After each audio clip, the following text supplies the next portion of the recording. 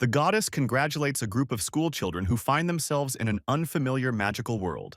The teenagers stand there in complete confusion, not understanding what happened to them. Their phones don't work and the surrounding space seems strange and unusual. They are told that this world, fantasy, is under threat from the Demon King. They must become heroes, gain strength, and save everyone from inevitable death. The group will be sent to the temple, where the holy priestess is already waiting for them to explain all the details. One of the guys asks if this adventure will be like a computer game. The girl wonders if they will be able to meet princes or noble knights. The goddess does not deny their hopes and confirms both assumptions. She also adds that each of those present will receive a unique power based on their own essence. To become true heroes, they must gain the attention and favor of the gods of fantasy. The elders of the class raise their hands and ask if it is possible to return to their homeworld. They explain to her that they first need to defeat the Demon King, and then any wish they have will come true. After this, the teenagers begin to talk at the same time, wanting to know more. The goddess remains calm and patiently answers each of the questions posed. Once everyone has received all the information, the main character introduces his voice for the first time.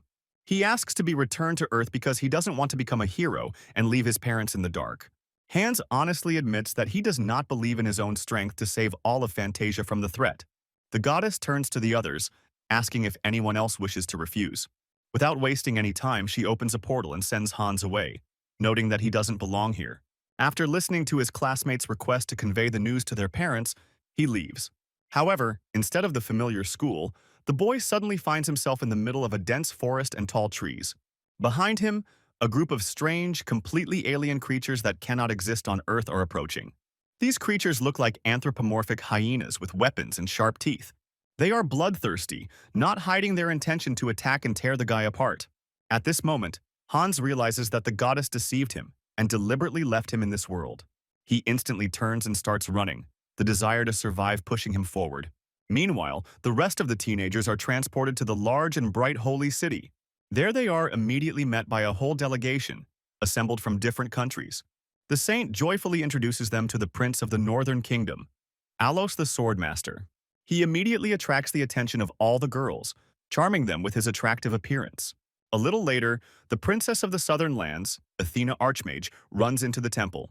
Despite her lateness, her cuteness instantly endears her to everyone. The prince and princess came to the temple because they were destined to become mentors for the heroes. The teenagers are given a detailed explanation of the operating principles of the local system that governs this world. They were given certain bonuses designed to facilitate adaptation and the first steps in fantasy. However, their actual benefits remain unclear and questionable. In addition, they are told about the procedure for receiving and the effect of divine blessings. To gain support, you need to attract the attention and interest of the gods with your actions. However, they are quite fickle and unstable, and their interest can quickly fade without proper encouragement. Those who remain completely out of sight lose their value and become insignificant. Thus begins the long and dangerous journey of the new heroes of fantasy. At the same time, Hans runs with all his might through the forest, escaping from his incessant pursuers. Enemies follow close behind him, closing the distance with every step he takes. In desperation, the guy calls up a system window in front of him, hoping for at least some help from there. Where his peers received valuable gifts, he received only a treacherous curse. Despite this, Hans still tries to use what was forced upon him. He approaches his pursuers in the hope of dialogue, but they ignore him. The chase continues without stopping, and the guy's powers gradually disappear, leaving him completely without hope. Saying goodbye to his parents, he suddenly hears an unfamiliar language that he cannot understand. However, there is no time to think. A sharp arrow painfully pierces his thigh. Elves lurked in the tall trees ahead, taking aim at the enemy. Hyenas instantly switch their attention and rush towards new, more attractive prey. Hans, taking advantage of the opportunity, crawls to the side and tries to hide in the thicket of the forest. A mysterious figure silently watches his movements, unnoticed. The boy considers whether to try to pray, but decides there is no point. However, when an unknown god approaches him, he begins to beg for salvation. He does not dare to explain what exactly brought him into such a dangerous situation. Instead of any explanation, he repeats his request in the hope of help. Having accidentally called God an outcast, he realizes his mistake and quickly corrects it. Hans tells him that he is more like a lone wolf, stern and free. God takes these words to heart, perceiving them as a sincere assessment of his essence. Now he calls himself an ace and believes that he should only help people like him. Hans, although always sociable, agrees that he too is a loner. In the end, his cunning convinces God, and he decides to bless the boy. It heals the wound on the leg by destroying the arrow and quickly tightening the damaged flesh. The pain stops. Even the slightest feeling of fatigue disappears from the previously exhausted body. Thus, Hans unexpectedly receives his first divine patronage. Trying to remain unnoticed, he sneaks up on them, but accidentally attracts the attention of the hyenas. The new blessing gives him strength and the ability to not feel out of breath during long runs. His mind remains calm and clear, and his heart beats steadily and without any panic.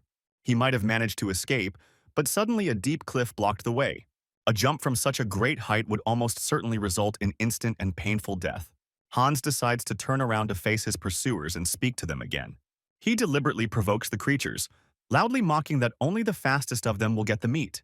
The hyenas immediately take off and rush forward furiously, without hesitating for a second.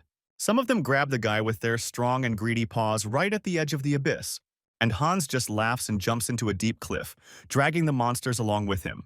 The creatures' bodies cushion his fatal fall, so Hans miraculously survives. To his own surprise, the guy notices that one of the hyenas also somehow miraculously survived. She probably managed to survive due to her relatively high level of development. Wanting to gain at least a little experience, the young man picks up a stone and mercilessly finishes off the creature. Meanwhile, his classmates listen attentively to the explanations and teachings of the Holy One. A woman calmly tells teenagers about the basic structure of a world called fantasy. They gradually realize that their every move is constantly being watched by the gods.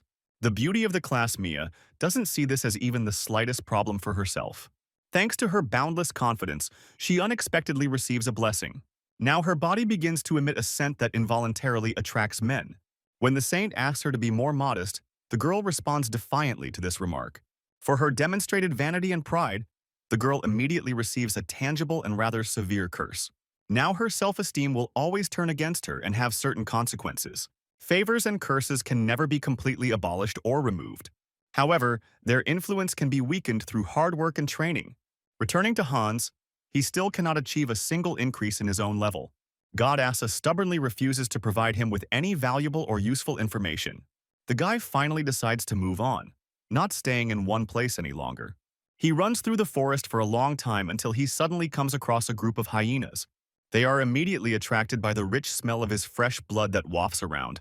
This time, however, Hans is determined to change the rules and take on the hunt himself. The creatures are scouring around, trying to pinpoint the boy's exact location. Earlier, he took a sharp dagger from one of the monsters, which he now keeps with him. Even if this weapon turns out to be special, the guy doesn't plan on just going straight ahead.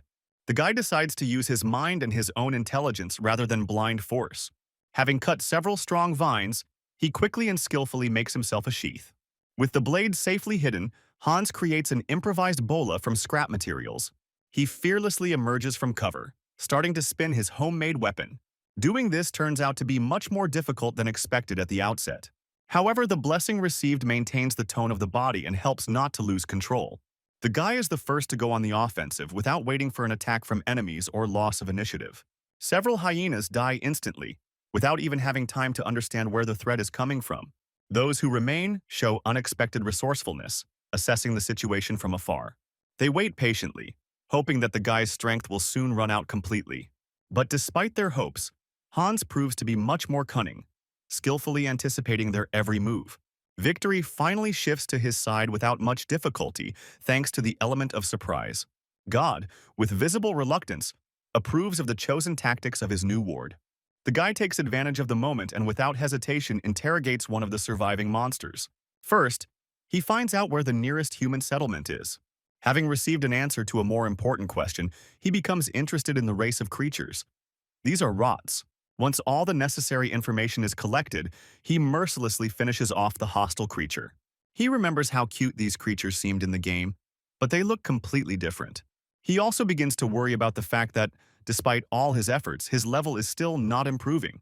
At the same time, in the temple, the prince officially announces the start of training for heroes. Students must make a choice, to focus on magic or study fencing. They are allowed to choose both directions at once, if they have enough strength and determination. Or everyone has the right to completely refuse and not participate in studies at all. One of the gods shows great interest in what is happening, watching with a smile. In the evening, the guy, Hunter, sits alone, dreaming of a carefree life surrounded by attractive girls. In his opinion, training is just a waste of time for a special hero like himself. The next morning, Prince Alos gathers all those who wish to follow the path of the night. Athena is late again because she drank too much the night before. While it is not there, some teenagers complain about the lack of the everyday conveniences they are accustomed to. At this point, Hunter is surprised to notice a change in status. He has received a new blessing. The young man considers this a sign of fate, and the final confirmation that he is the chosen one. Full of confidence, he heads to the place where the mercenaries usually gather. There, the guy resolutely declares his desire to join their guild and prove himself. Suddenly, a girl appears from behind and advises him to abandon this idea. However, Hunter has no doubt about his own destiny. This is the path to becoming a true hero. He approaches the stranger with an offer to unite, mistaking her for a hidden noble face. In his usual world, the guy would never have dared to even talk to such a beauty. But now he actively boasts of his secret abilities, trying to impress. Meanwhile, Hans continues to move forward, overcoming the endless expanses of the dangerous forest. He had already killed and interrogated many gnolls, showing them no compassion. Everyone, without exception, pointed out the event to him, repeating about the nearest settlement in that direction. With each new encounter, the guy acts more precisely and gains combat experience. Despite this, he is perfectly aware that without God's help he would have died long ago. The next attack does not take him by surprise. Hans is already fully prepared for a lightning-fast response. He instantly counterattacks and neutralizes the enemy before he can do anything. The other gnolls die just as quickly. He doesn't give them any chance to win. Despite all efforts, its level still remains unchanged, which causes bewilderment and confusion. Soon Hans hears an unfamiliar language spoken very close to him. In this world, a curse prevents him from understanding only friendly races, so he decides to find out who is speaking. To his surprise, the guy sees not elves, as he expected, but a group of armed people. They notice him and without hesitation fire a crossbow bolt at him. Hans uses simple gestures, trying to clearly show that he poses no threat. Luckily, after a few tense minutes, he finally manages to convince the strangers. Although verbal communication is almost impossible, the general atmosphere remains peaceful. The god who watches over him doesn't like the fact that the guy is no longer a complete loner. This is contrary to the image of a hermit, which he must maintain according to his vision. However, Hans himself does not care about this. He does not intend to remain isolated. Despite the language barrier, he has difficulty explaining his own name and recognizing the names of others. Gary is the undisputed leader of this small but strong group. He is incredibly strong for a normal human, capable of lifting heavy weapons. Call is a frivolous yet skilled swordsman who keeps a relaxed demeanor in any situation. But Misa is an experienced marksman, skilled in the use of a crossbow. It is she who points to a column of smoke rising in the distance, somewhere between the mountain slopes. Probably in this direction is the human settlement that the young man has been looking for from the very beginning. Suddenly, gnolls emerge from behind the trees. They have set up an ambush and are now preparing to attack. 3 people rush forward without hesitation, immediately entering into an unequal fight. Hans, however, remains at a safe distance, does not intervene for now, and only observes. The group skillfully deals with monsters, not giving the enemies a chance to succeed. Each fighter acts precisely and in a coordinated manner, covering the others and not disrupting the battle formation. Those creatures that stay away and are cautious instantly become Misa's target. Carried away by shooting, she does not immediately notice the enemy sneaking up from behind. At a critical moment, Hans intervenes. He reacts in time and saves the girl from attack. With a practiced move, he kills the gnoll that was trying to deal her a fatal blow. When the last enemy dies, the atmosphere changes noticeably. Tension hangs in the air. Misa raises her crossbow and, without warning, shoots the young man who just saved her life. The bolt hits its target and Hans falls to the ground, mentally cursing the cruel world of Fantasia. The group gathers around his body, discussing how dangerous he really was. They intended to sell the boy into slavery, but now they want to make at least some profit. Gary offers to take his dagger and then collect the money for it. He is convinced that this weapon is a valuable item that once belonged to the elven nobility. Call slowly approaches closer, acting careless and careless. At Misa's instruction, he raises his blade, preparing to deliver a final, precise blow to the heart. It is at this moment that he notices a status window in the air, a sign that the guy is still alive. Hans jumps up from the ground and thrusts the knife with all his might straight into Call's neck. The swordsman doesn't even have time to react. His body falls limply down to the guy's feet. Jerry, exhausted from the previous fight, can barely hold his sword. The weapon seems too heavy. The young man instantly rushes forward, choosing the exhausted leader of the group as his target. The only remaining Misa quickly raises her crossbow to stop the guy from approaching. However, the bolt does not cause any harm to him. The shot does not pass through the blessing. Confused, she begins to retreat while simultaneously begging for mercy and fear. But the language barrier remains. They still don't understand each other. Hans doesn't stop. He kills the gun without hesitation, ending this short fight. After that, he takes her equipment. The armor, although female, is more or less suitable.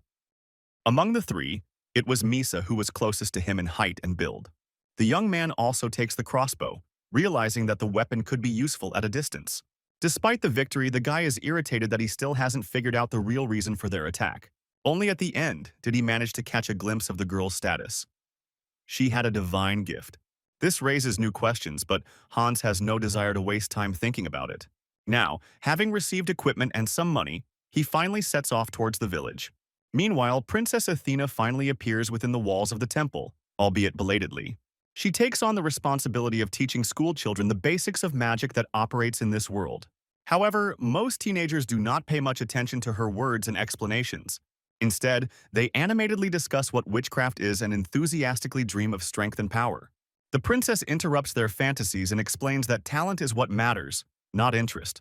She demonstrates a simple yet amazing spell to cement her words into practice. Etona is a descendant of a great mage who once studied under the founder and was also her husband. Thanks to this family heritage, she has exceptional innate magical potential. By becoming a mentor, she will be able to pass on some of this power to her students. The older members of the class take the initiative and begin to ask specific and precise questions. Her desire for knowledge is similar, so the princess chooses the girl as her first student. A magical connection is established between them, stable and very significant in this world. Bora swears an oath of magic and officially becomes a newly minted sorceress. Since she is Athena's first follower, she has gained a greater range of abilities. Even though her blessing has just appeared, it immediately acquires a fairly high rank. After completing the initiation rite, the princess finally returns to the question that remained unanswered. She again demonstrates the spell that she can only use thanks to the founder. This woman was once able to rise to the level of a goddess, leaving her power to her descendants. The magic that comes from it is considered light. It is used by most people in Fantasia. However, Etna also demonstrates another kind of magic, dark magic, which immediately begins to offend her. This power is destructive and unpredictably dangerous and demands a high price for its use. It does not require talent or patronage, only a sacrifice from the user. The princess's performance is stopped, and she is reproached for her inappropriate carelessness. Her injured arm is immediately healed, preventing her from continuing her irresponsible experiments. Athena explains that dark magic is a part of nature, neutral in nature, and is not evil in itself. Meanwhile, Hans finally arrives at a small but well-fortified village. He can't explain to the guard who he is and what he wants, but money quickly settles the situation. Walking down the street, the guy is amazed to notice a large number of mercenaries around. His goal is to find refuge at the nearest inn where he can put himself in order. Already in the bathhouse, he talks about his patron, namely about his gender. For his own emotional comfort, the guy decides to consider him her husband. Hans tries to wash the blood off the body, but no effort produces results. The god watching him behaves anxiously, but does not explain the reason for his reaction. Suddenly, the guy hears words he understands behind the door, instantly becoming wary. This means only one thing. The broadcaster belongs to a race that the system considers hostile to the heroes. Hans quickly dresses, clutching his weapon in his hands, preparing for possible danger. He doesn't care who enters, a gnoll, a demon, or another creature. He is ready to meet anyone. Hiding the dagger behind his back, the boy tensely awaits the stranger. A middle-aged man enters the room, at first glance completely ordinary. He does not show aggression and immediately introduces himself as the headman of this settlement. The man explains that he came to personally check on the unaccompanied traveler. He also advises the young man to hide his status, although he admits that he himself will be able to see it in any case. The elder says that at first he thought that one of the elves had entered the village. This race is not held in high esteem here. The locals consider them the source of numerous problems and suffering. According to the man, it was because of their greed that the Rotten Ones began to attack human settlements. Many residents lost relatives in these raids and have been thirsty for blood and revenge ever since. While Hans listens attentively to the story, the god nearby reacts with obvious irritation and internal resistance. Suddenly, the headman calmly announces that the food the boy recently ate was poisoned. The teenager tries to attack but fails when his body stops the spell. His muscles are frozen by an invisible force, he is completely immobilized, and his weapon is easily taken away from him. God, who had been silently watching the events until now, reproachfully reminds us that he warned us of the consequences. Hans is taken to a dark basement and his wrists are tightly bound with ropes. The husband continues to talk, filling his tongue with open hatred of another race. It opens its own status window, showing the curse it received for killing many elves. The headman wears it with pride, considering it a kind of military distinction and a symbol of personal revenge. He abruptly changes the subject, asking where Hans got the elven blade that once belonged to the king's person. The guy realizes that this is a chance and decides to use the situation to his advantage. Without blinking, he lies that he took the knife from the elf he killed when he attacked him in the forest. This produces the expected impression. The man sees in him a like-minded person and someone close in spirit. However, even then he does not show any willingness to release or pardon the young man. The headman admits that he possesses dark magic, with the help of which he prolongs his life. Since he has no magical patronage, he needs to arrange a sacrifice for this. The magician moves on to the next stage, beginning the ritual directed at the victim. It will absorb the life force of another being, using it as a source of its stability. This is how old age manages to neutralize the effects of the curse without losing its power over the years. He assures that he will kill the guy quickly and painlessly if he does not resist.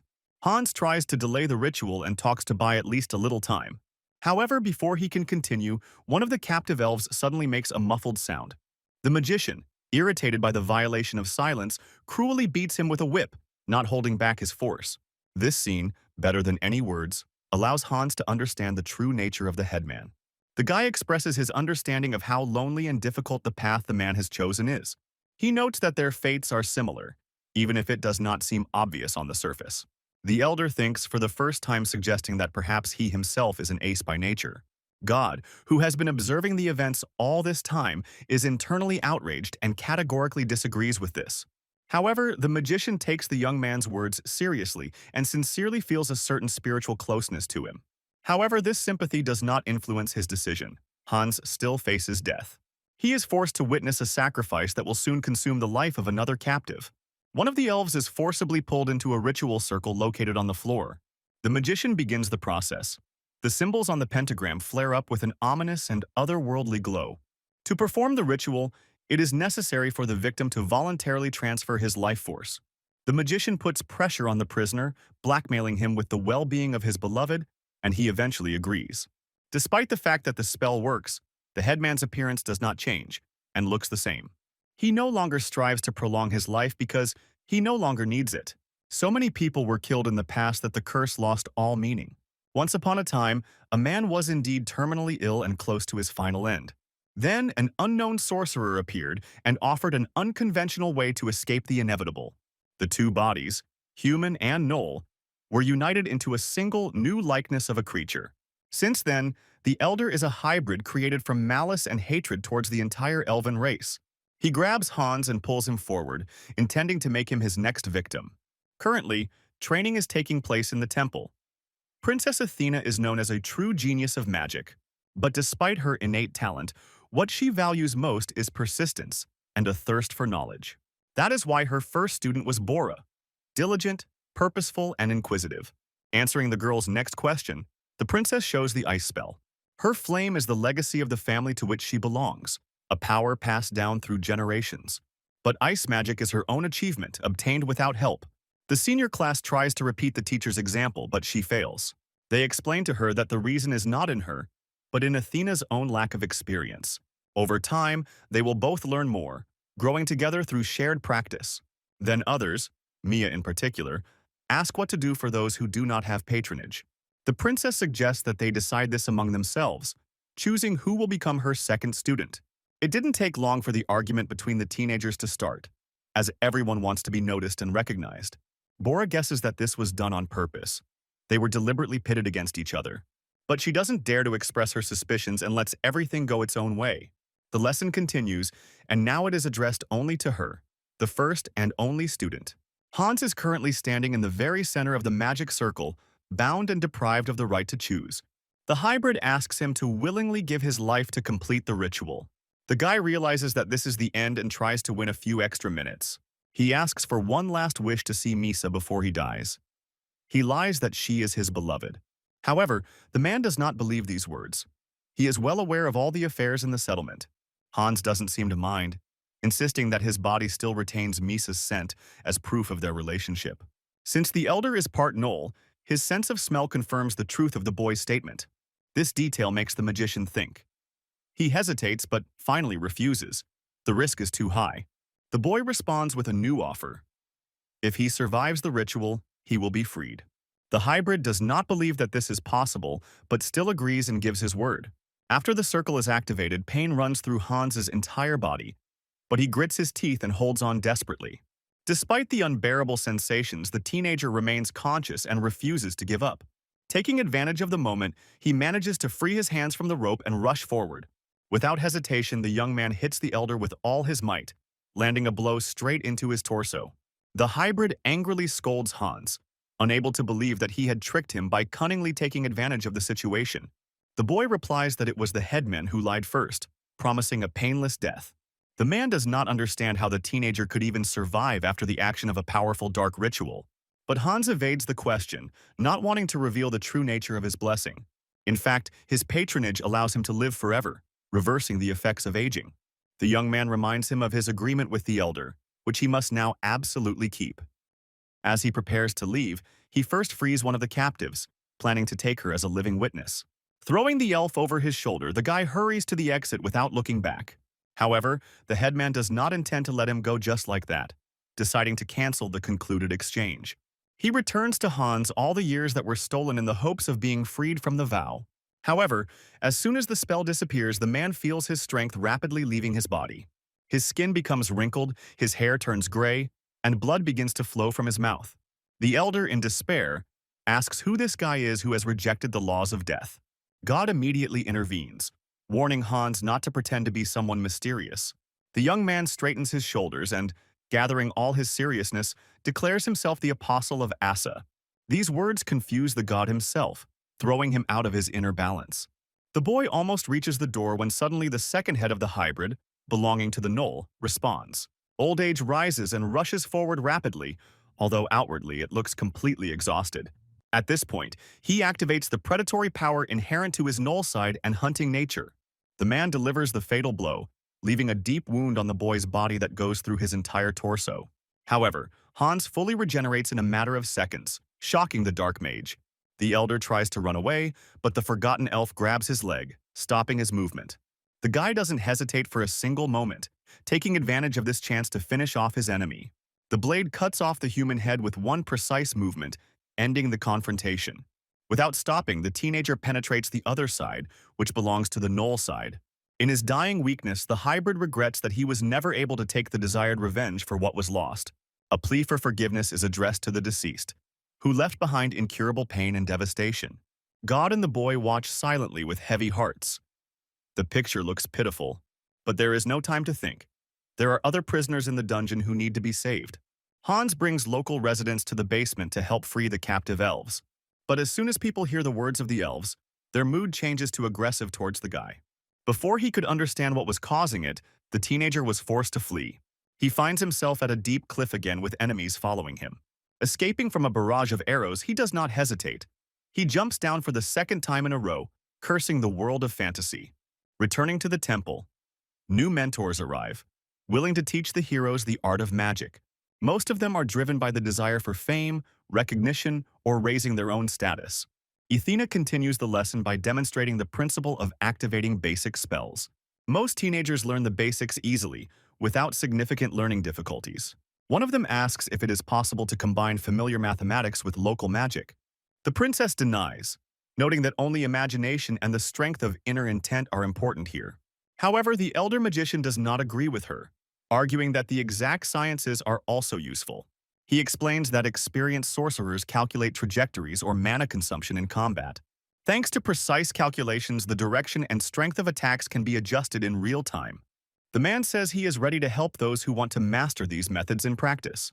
New mentors gradually join the classes, and the heroes quickly become involved in the training.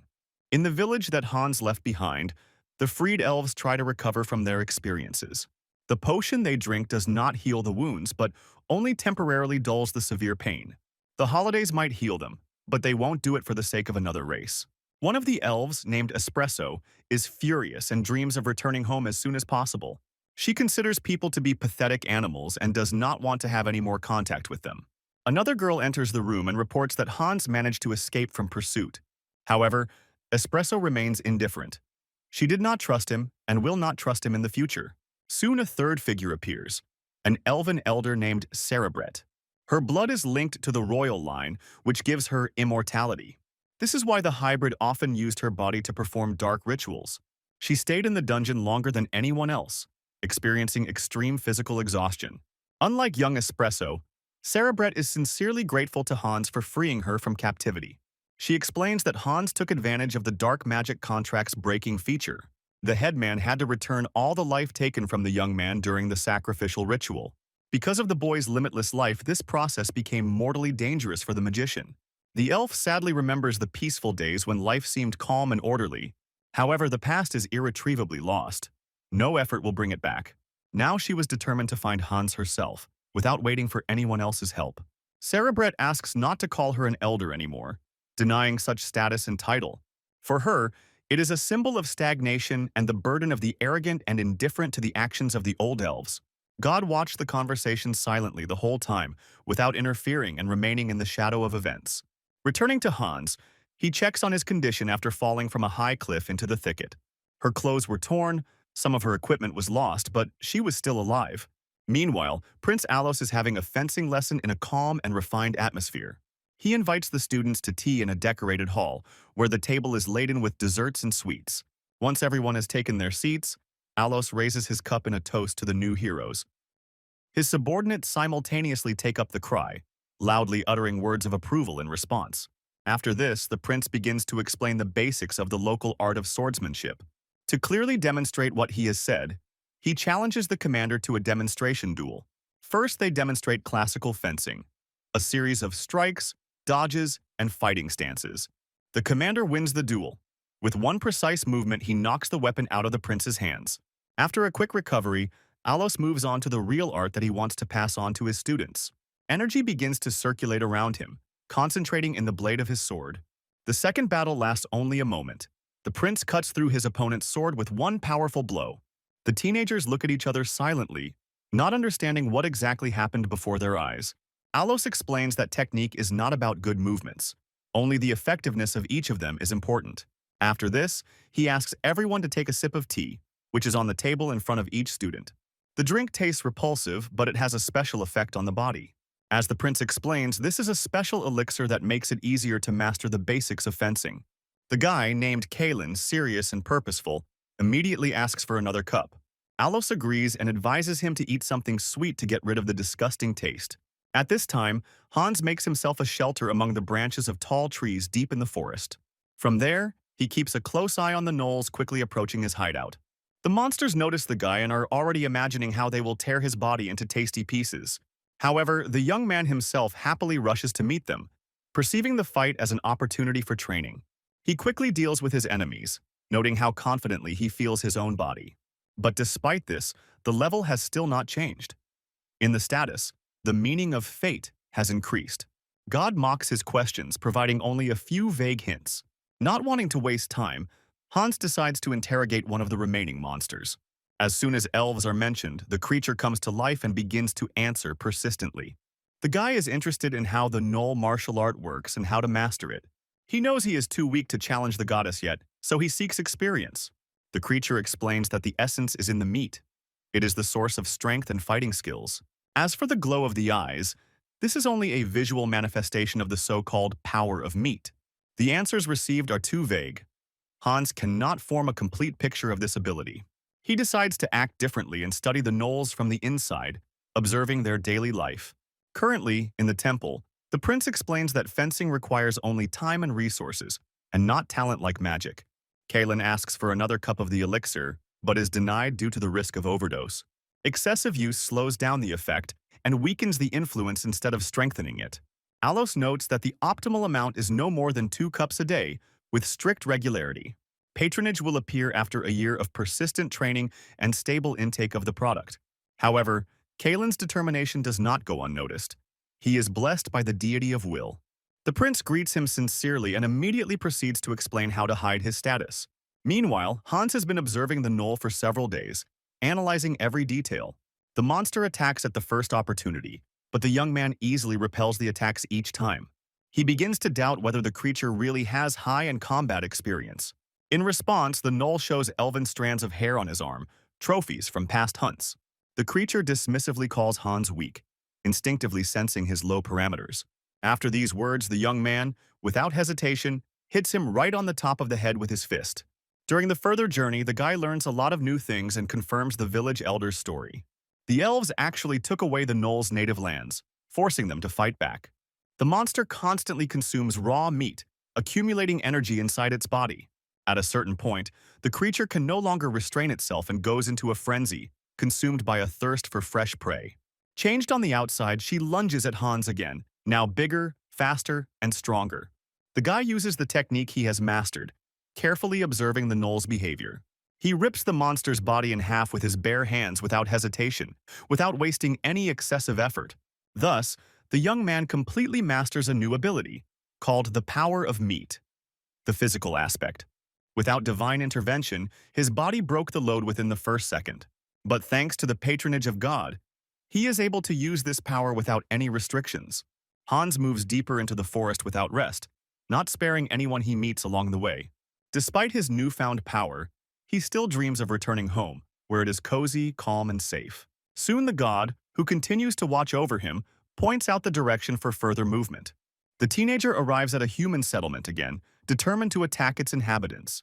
In the darkness of the night, Hans watches the guards, carefully studying their every movement and the rhythm of the changing of posts. He is waiting for the right moment to enter the village without causing unnecessary alarm. God impatiently urges the boy to act faster while he still has a chance. Using the dagger as a support, the boy deftly jumps over the high wooden wall. On the other hand, there is no one. Asa's timely warning made it possible to avoid a direct confrontation. Lying in wait for the next guard, Hans silently kills him from behind without a second's hesitation. For him, there is no moral boundary between rottenness and human beings. No murder causes internal disputes. The guy pulls his body towards the shadow under the wall to avoid premature panic. His only desire is to return home, but the world of fantasy forces him to kill to survive. Hans feels no remorse because he only acts in response to the constant threat to his life. God remains silent, observing the actions of his ward, without interfering or commenting. Having neutralized several more sentries, the teenager begins to wonder where all the elves are. Soon, he notices a procession of prisoners with their hands tied and bags over their heads. At that very moment, the elf, named Espresso, is carried away right in her sleep. She tries to escape, even biting her attacker, but she is quickly and roughly neutralized. The girl is forcibly dragged into the basement, the same one where the local elder had previously held her. People plan reprisals, seeing this as just revenge for old grievances. All the elves, including Espresso, are killed without mercy. Swords pierce defenseless bodies. Only one remains alive, Cerebret, whose death could have serious consequences. They offer to spare her life if she promises to remain silent about everything she saw here. However, the girl refuses. She does not make empty promises even under the threat of death. The sword rises above her head, and Cerebret herself has already resigned herself to the fact that this will be her last breath. But at that very moment, Hans appears and with one precise blow decapitates the executioner, saving the elf for the second time. The remaining residents in the basement immediately grab their weapons and prepare to attack the young man. However, the guy acts quickly. He easily destroys each of them, not giving them a chance. One of the girls starts begging for salvation, and he even understands one of the words she says. However, this does not affect his decision. He finishes him off in the same way as the others present. Only Cerebretta remained alive, showing Hans her status window. The young man is amazed by what he sees. The number of his blessings and the power of each one amazes him. But more importantly, he learns her name, involuntarily feeling a connection with her. God again reminds Hans of the need to remain alone and not to attach others to himself. The guys silently frees the girl from the ropes, allowing her to decide her own future fate. However, as soon as the elf tries to step, her legs give way and she falls forward. The young man reacts instantly, managing to catch her and prevent her from hitting the stone floor. Together they emerge from the basement, moving through the eerily silent and deserted settlement. Asa doesn't say a word, irritated by Cerebret's presence next to them. But Hans is not going to leave her, realizing that she will not survive on her own. He carries the girl in his arms through the forest until she suddenly points her finger at the sky. The teenager looks up and notices a creature above them, a phoenix with feathers blazing with fire. He tenses, fearing that the elf will burn if she tries to get close to the creature. But Cerebret asks him to let her go, and without hesitation approaches the bird. There is a brief interaction between the two where it becomes clear that the phoenix is his tamed companion. Suddenly the girl returns, comes closer to Hans and kisses him without warning. God, who had been silent until now, is now in a state of shock and watches this with genuine surprise. Smiling at the boy, Cerebret sits on the phoenix's back, and the bird quickly rises into the sky. God is outraged by his ward, but he himself did not expect a kiss, not thinking about what had just happened. At this moment, both Hans and God notice a change in the status window. The guy gets a new patronage, immediately having a high rank. Asa reacts with restraint, but does not hide her inner discomfort from the update she has seen. According to the description, Hans is now considered a friend of the elves, giving him new benefits. His youth is extended, his lifespan is increased, and his meat strength skill becomes even more powerful and stable. To appease the god, the guy claims that he was glad to get rid of Cerebret's intrusive company. He ventures deeper into the forest, where he manages to capture one of the gnolls alive to interrogate. The teenager demands that the creature show him the location of their tribe. 3 days have passed since the school children arrived in the world of fantasy. Their adaptation time is over. Hans's classmates are sent on their first real hunt in the wilderness. They will be accompanied by a knightly order, which will exercise direct control. The students are in an elated state, excited about the opportunity to finally raise their level. Suddenly, a small creature appears from behind the nearby bushes, a slime that looks completely helpless. The guys instantly prepare for an attack, hoping to easily earn their first experience points. However, before anyone can strike, they are stopped by Alos and Isina. They explain that slimes play an important role in the balance of the Fantasia ecosystem. These creatures act as natural cleaners and provide significant benefits to the environment. In some regions, they are even kept as exotic but quite peaceful pets. The prince notes that today's target is the rots, although the goblins would be easier. Even if someone dies, the festival has the power to resurrect the fallen without much effort. At the first encounter, the teenagers move forward decisively without feeling any fear. But the enemy quickly suppresses the ardor of the newcomers and deals with the weakest. One of the girls tries to use magic, but her spell has no effect. After several failures, Alos enters the battle, instantly destroying all enemies around. After the battle, the field is covered in blood, and the heroes have suffered serious injuries in battle for the first time. The feast arrives on the scene, beginning to heal those on the brink of death. However, she does not waste her energy on minor injuries and only saves the seriously injured. In Kalen's group, the fights are organized and give better results than others. He defeats the gnoll through precise calculation and clever use of tactics. As a reward, he levels up and receives several status favors at once. Mia uses her own gift of charm, shifting responsibilities onto others. Although she does not participate in the fight personally, her level rises thanks to the efforts of her fans. For her external attractiveness, the girl receives another blessing from one of the goddesses. The young people leave Kalen's group and decide to join Mia, falling under her magical influence. After losing his team, he is forced to team up with the girls so as not to be left alone on the hike.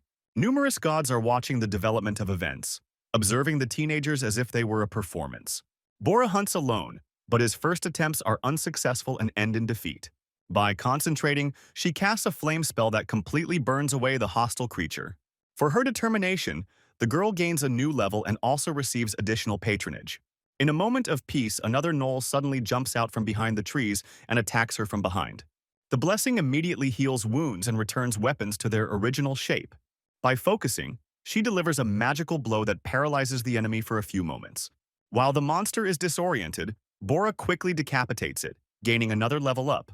The hunt for school children continues, and all actions of the participants remain under close surveillance from above. Where others can barely defeat one enemy, Hans single-handedly destroys dozens of them in a row. But despite dozens of gnolls killed, his level remains unchanged, which begins to irritate him. He blames the goddess for throwing him here without a chance to develop and grow. Asa is behaving unusually, avoiding the topic, as if he has nothing to do with the situation at all. Hans discovers a new curse. Now friendly races will fear him and stay away. The deity remains pleased, For now, the young man has finally become an unsociable loner. By destroying gnolls, the teenager gradually accumulates a significant amount of gold and precious items. Since the level is not growing, he decides to focus on money and strengthen himself in another way. A group of new enemies emerge from behind the trees, appearing to be much better equipped and experienced. Hans shows no concern, treating the fight as just another daily training session. He quickly neutralizes the first opponent, demonstrating accuracy and composure. This makes others pause, considering whether it is worth the risk of entering into open battle. But the young man is not going to let anyone go alive and methodically exterminates the remaining gnolls. The next morning, he already has a whole mountain of trophies, which he plans to sell for further development. But the language barrier remains unresolved and potentially complicates possible future agreements. Suddenly, a creature with a human appearance and an understandable language approaches him. Hans grabs the stranger without hesitation, hoping to use him as a living translator. It suddenly turns out that the alien is a demon, although his appearance does not inspire fear at all. The young man is genuinely surprised because he always thought that these creatures should look much more threatening. The husband takes offense at such words and then even begins to cry from the rude remark. He tries to find out who the guy is and why he is so strong despite his obviously low level. Thanks to the patronage, the demon sees even those statuses that are usually hidden from others. It turns out that he is a dark mage who left his native lands in search of real combat experience. God watches with interest. He really wants to know more about the new mysterious person. Due to weakness, the mage ran away from home to avoid a forced marriage with an old high-class demoness. To compensate for his lack of strength, he uses a poison with a paralytic effect in combat. But the remedy has no effect on Hans, causing only irritation and unpleasant associations. He easily breaks the magical bonds that the demon tried to cast on him during the conversation. It later becomes known that it was this magician who created the hybrid by combining a human body with a rotten body. The truth he learns causes a strong emotional reaction. The guy doesn't hide his irritation. At the same time, other teenagers from the class finish their own training hunt in the forest. The festival reports that only a small group remained. Others refused to continue and returned to the temple. Alos approves of the participants' efforts, although he mentally associates their success solely with blessings. Suddenly, a knight arrives and conveys news of the appearance of a particularly dangerous manure nearby. Krasniki suggests using the situation to test the combat readiness of teenagers in practice. Under the command of the prince, the heroes go to the place where they noticed a hostile presence. The monster turns out to be unique, extremely aggressive, and surprisingly large. She involuntarily attracts his attention when she begins to comment on the situation too loudly. The enemy activates dark magic, which forces the group to immediately engage in open combat. A wave of anxiety passes through the teenagers because the enemy is stronger than previous threats. Kalen urges everyone to focus, planning to first wear down the monster in a drawn-out standoff. He points out that it is much larger than the previous gnolls, which means it should be inferior in speed and maneuverability. But the monster instantly dispels hopes, attacking with lightning speed and knocking out several participants in the battle. Bora distracts the monster by casting a fire spell. She moves into close combat, attempting to inflict bodily harm with a sharp sword. However, all efforts are in vain. The monster easily neutralizes him too. The only one left is Mia, who has no fighting abilities. The gnoll slowly approaches her, intending to end the battle with victory in his favor. The girl's charm suddenly takes effect, and the monster briefly loses his vigilance. At this moment, it is enough for Alos to sneak up from behind and strike the enemy in the back, instantly eliminating him. Mia is in a state of shock. Her hands are shaking and her gaze cannot focus on anything. Around her lie the motionless bodies of her classmates, who suffered a serious and swift defeat. At the same time, Hans pursues the demon, who tries to avoid physical confrontation. Having caught up with the magician, the guy beats him and forces him to act as a translator. The demon quickly heals the wounds and explains that a saint lives nearby, and meeting her threatens him. They agree to go to another city where the situation will be more controlled. The road will be detoured to avoid encountering the order that has blocked the forest area. At the same time, the last hero, Hunter, follows the mercenary who has become his temporary ally. In his final days, she provided him with resources, housing, and basic support. The young man is convinced that all the girl's actions are a consequence of the influence of his unique blessing. Together they go to the gnolls, because easier tasks do not match the level of his ambitions. An increasing number of gods are closely watching the developments, assessing the situation in real time. After joining the guild, Hunter became a mercenary of the initial rank and received new patronage.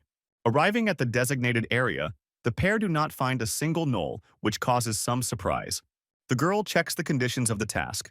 She expected a light skirmish that would not take much time. Hunter suggests not to delay and continue on their way, avoiding a useless return to the settlement. Suddenly, a monster attacks him from behind, and he barely has time to react to the attack. The mercenary immediately enters the battle and demands that the young man fully concentrate on the situation. She strikes from above, but the weapon leaves no scratch on the enemy's armor. They are confronted by a special gnoll, a powerful, well-armored, and exceptionally aggressive fighter. Several more monsters approach the battlefield, creating a critical threat to both people. The girl advises Hunter to retreat, but he does not want to miss the chance to gain experience and level up. Suddenly, a stone hits him from the side, after which he faints and falls to the ground. When he wakes up, he sees that all the enemies have been destroyed, but his companion has lost her arm. The guy blames himself for what happened, although she claims that she made a mistake. He tries to find a way to cure him, but the girl continues to calm him down. Hunter understands that thanks to his patronage, he is able to avoid direct responsibility for the events that took place. The guy is angry because he feels the gods are mocking the situation, and he feels helpless. Because of his outburst of emotion, he is cursed, losing the ability to see even what is not hidden. The mercenary suggests returning to the city, suggesting that Hunter hit his head hard. The guy agrees, hoping that Holiday will be able to return the girl's lost hand. Hans finally learns the name of his temporary companion. The demon's name is Cogmos. He claims to be from an aristocratic family, but among demons that means nothing. Man is too weak to have any authority or influence in the demonic world.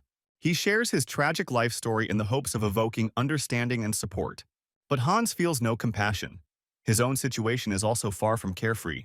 God Asa is bored, urging the young man to quickly continue his journey to the city. Unlike humans or elves, the company of a demon does not cause him any anxiety. Cogmos notes that they are almost out of the forest, noticing a giant footprint on the ground. This indicates that we are approaching the Orcish territories and the border with the Kingdom of the Swordsmen. Hans strives to meet new creatures and change his usual environment as quickly as possible. The demon points to a group of orcs nearby, calmly grazing cattle. They, in turn, also notice the aliens, sensing a familiar human scent in the air. Cogmos cheats Hans, accusing his shining eyes of being noticed too quickly. Only now did he remember that the ability was still active, because he was used to using it constantly. In addition, it allows him to see in the dark, which is useful in forest conditions. It is because of this that he watches as the orcs confidently approach them. The creatures sense his low level and the gold they want to take for themselves. The young man is not going to run away. On the contrary, he is consciously going out to meet a possible conflict. The monsters surround him, demanding that he hand over his loot and surprised that he speaks their language. The guy rushes forward without hesitation, demonstrating his readiness for battle and absolute confidence in his abilities. In case of a critical situation, he knows that he can count on his divine protection. However, even without help, he easily deals with several opponents. Unlike the gnolls, the orcs are not mindless. They act cautiously after seeing his fighting skills. Yet Hans kills every single one of them, leaving no chance for escape or resistance. Looking around, he notices that Cogmos' body is engulfed in a strange, bright glow. A huge dragon soars in the sky above them, carrying the saint on its back. Even from such a great distance, she noticed the demon and instantly attacked him. The woman flies towards the Elven Kingdom, clearly in a hurry. That's why Cogmos was lucky. The attack was not targeted and not fatal. The demon's legs were completely burned off, but such injuries are not considered critical for his race. However, due to slow regeneration, Hans is forced to temporarily carry him on his own shoulders. The guy threatens that if he tries to hide after this, he will spread shameful rumors about him. He also reveals that he was supposed to become a hero, but instead, he only received a curse. This fact surprises the companion, because such a status is usually present only in demonic creatures. Cogmos ponders the nature of Asa's patronage and comes to the conclusion that it is remarkably fraudulent. However, he also has a significant drawback. It is because of this that the young man is unable to raise his level. Hans turns to the god, demanding an explanation, and he looks surprisingly melancholic, remaining silent. At this time, the atmosphere in the temple is subdued after the recent unsuccessful battle. The teenagers are upset and disappointed by the defeat they suffered during the skirmish with the gnoll. The prince tries to support them, promising that with experience and level, everything will become much easier. However, the problem remains the lack of gnolls needed to gain combat experience. Alos, along with the commander, conducts an investigation into a destroyed monster camp deep in the forest. They speculate that mercenaries or an unknown group of knights may be responsible. This is surprising since access to this area was strictly limited by temple regulations. The area was meant to serve as a training ground for the summoned rookie heroes. The prince gives the order to prepare for the next stage of training, this time, hunting orcs. At this moment, Hunter bursts into the temple carrying a wounded girl on his back and screaming loudly. The boy excitedly demands that they be taken immediately to the saint for help. Alos makes comments about it, but the teenager's emotional state does not allow him to stop. Princess Athena recognizes the wounded woman, but insists that she is just a simple mercenary. The holidays appear in person, ordering an explanation of what exactly happened and why the alarm was raised. Without wasting any time, Hunter runs closer and begs for help for his seriously injured companion. But when she looks at him, the woman notices his low level and curse and looks down on him. She then turns her gaze to the girl, realizing that in front of her is the aristocrat Arya, the duke's daughter. Despite his high birth, Holiday doubts whether this person is worth spending his energy on. Hunter doesn't give up and insists, claiming that Arya saved his life and has great potential. They object to him that there are enough candidates with virtues among the heroes, even without additional exceptions. In confirmation of these words, it is enough to point to his classmates who have grown in level, unlike him. Hunter feels humiliated and feels like those around him are mocking him. Kneeling down, he begs to heal the hand of his wounded ally, not hiding his despair. But Prosnik ruthlessly refuses once again, explaining that the debt concerns only the young man himself. Her miracles are not free. Their price is too high for those who have not distinguished themselves in any way. She refuses to treat those who have not yet proven their importance or value. Hunter is mocked by his classmates. Even the gods from above look down on him with disdain. At this point, Bora intervenes, openly declaring that she recognizes Arya as her companion. After this, Holiday agrees to use magic and heals the wounded woman without further delay. She immediately orders Alos to speed up the training because too much time has already been lost. A depressed Hunter is unexpectedly supported by Ethan, who comes up to him after everything. She thanks Arya for saving her, whom she considers a close friend since early childhood. In gratitude, the princess invites Hunter to become her second official disciple at the temple. By agreeing, he gains access to magic, and Ethan immediately leaves him. The guy takes the princess's attention as a sign of sympathy and devotion on her part. The past humiliation loses its power. Hunter's mood suddenly changes to confidence and uplift. Meanwhile, Hans encounters orcs. The valley around is overflowing with the creatures. There is no way to avoid the fight, so he enters the fray with determination and his usual confidence.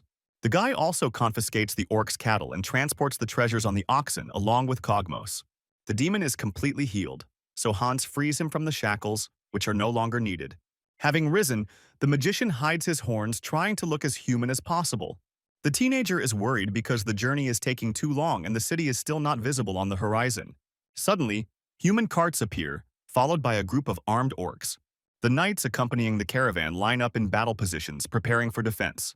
However, the monsters quickly break through the defense and deal with less experienced warriors. Hans and Kogmos remain at a distance, observing events without interfering in the fight. At first, the orcs only persecuted people for food, but the situation is changing rapidly. Two girls emerge from a carriage decorated with gold, each ready to fight the attackers. One of them is a master of fire magic, while the other is a master of sword control in close combat. The young man is amazed by their strength, although he regrets that he did not have time to prove himself at the critical moment. He assumes that these are representatives of the nobility, acquaintance with whom could prove strategically useful.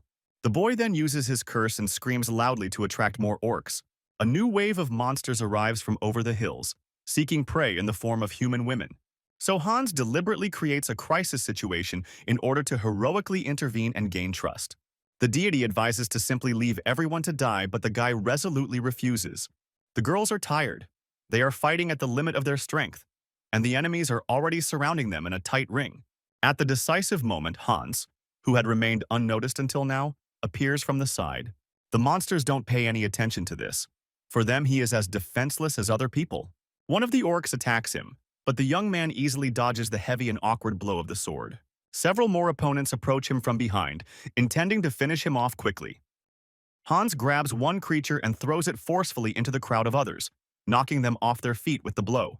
The number of enemies is growing rapidly. Monsters are advancing and trying to close off the battle space. An unusual orc approaches from behind, different in color and using an ability. However, the guy kills even this improved specimen easily, without wasting excessive effort. The knights express their gratitude to him for his decisive actions and timely rescue. Thanks to Cogmos's teachings on the road, Hans began to understand individual phrases of human language. God is again displeased. In his opinion, many strangers have gathered around the apostle. Meanwhile, the orcs decide that the young man is already exhausted and begin to prepare for a new attack. At that moment, the severed hand of one of their brothers flies towards them. The young man approaches the opponents, demanding that those with special abilities come forward. However, no one is revealed, so Hans simply kills everyone without ever receiving the information. Cogmos notes that people are beginning to fear the guy because of his strength and behavior. The teenager asks the demon to settle the situation in order to maintain good relations with the locals. He quickly comes up with a convincing legend, adapting to the situation in the camp. One of the girls notices that Hans has the hero's curse, a sign that usually causes concern. But Cogmos points out the presence of the highest rank of elven blessing in his status. Hearing this, the girl softens in attitude and asks for forgiveness for her initial bias. Asa is furious. He doesn't like that his apostle is becoming too open and social. Hans tries to calm the deity by promising to share a secret soon. Later that night, they sit around a fire in a human temporary camp. Asa consoles Hans after learning that he has now become a eunuch due to the effect of the blessing. The action of patronage resets all physical states to their original ones, including sexual desire. A night girl, Julia, approaches the guy and decides to learn more about him. She demonstrates her fencing technique to him, encouraging him to do the same. In response, Hans activates his own skills, causing confusion in the girl. She rushes towards him excitedly, but due to the language barrier, he does not understand what exactly has her so excited. Realizing that she is being too brazen, Julia asks the guy for forgiveness. The young man decides that she wants to see more, so he continues to demonstrate his abilities without hesitation. The girl runs away and Hans, not understanding anything, only watches her with slight irritation. Meanwhile, at the temple, Hunter wants to go to the dormitory, but the security won't let him in. The priest calls the guy a failed hero and says that he has almost no choice. The first option is that he goes, losing his status, and risks execution if he ever tells anyone about it. The second one undergoes independent training until he shows progress and proves his own worth. And the third one agrees to marry an aristocrat and becomes the property of the temple for the rest of his life. Hunter chooses the first option as the most logical for himself in this situation. He is provided with a new ID, compensation, and a signed contract. The guy is surprised by the excessive politeness, but silently takes the money and leaves the temple. After leaving, he immediately goes to the city market where slaves are sold. Meanwhile, the saints report that one of the heroes has officially abandoned his role. She suggests that in an emergency this could make the situation much more difficult going forward.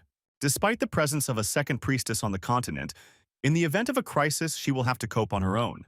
There are reports of a significant reduction in the population of gnolls in the surrounding forests. The reason is said to be an unknown knightly order, but this statement is questionable. Until recently, these lands were overrun with monsters, so this change seems strange. Another version appears that demons may be involved in this. Holidays require investigation to obtain verified and reliable information. At the same time, she doesn't believe in hidden actions on the part of the Demon King. This is not typical of him. A priest appears with a letter from a school wishing to meet the new heroes. Their arrival was kept secret, but after Hunter's actions, everything was revealed. The Holidays are trying to find advantages. Now there is a chance to attract the strongest mentors. A knight bursts into the hall and reports that things that do not belong to Fantasia have been found in the forest. Meanwhile, Hans and Cogmos continue their journey together, traveling with the human camp. One of the knights asks the guy how he became so strong despite being at level 1. The demon notes that such a question is too impudent, so it is not necessary to answer it. After this, he briefly explains how the mercenary blessing works. Hans suddenly realizes that thanks to this patronage, he can bypass the curse that holds him back. He immediately demands an explanation from the demon, wanting to get more specific information. When they finally arrive in the city, the guy is disappointed by the stench around him. Usually travelers do not wash for a long time, so the city is constantly saturated with sweat and dirt. Hans himself is soaked through with orc blood, and the smell from him only makes the overall unpleasantness worse. Having suddenly changed his mood, he is distracted by street stalls and begins to study the local fruits. The girls they traveled with before offer to stay together in the same courtyard.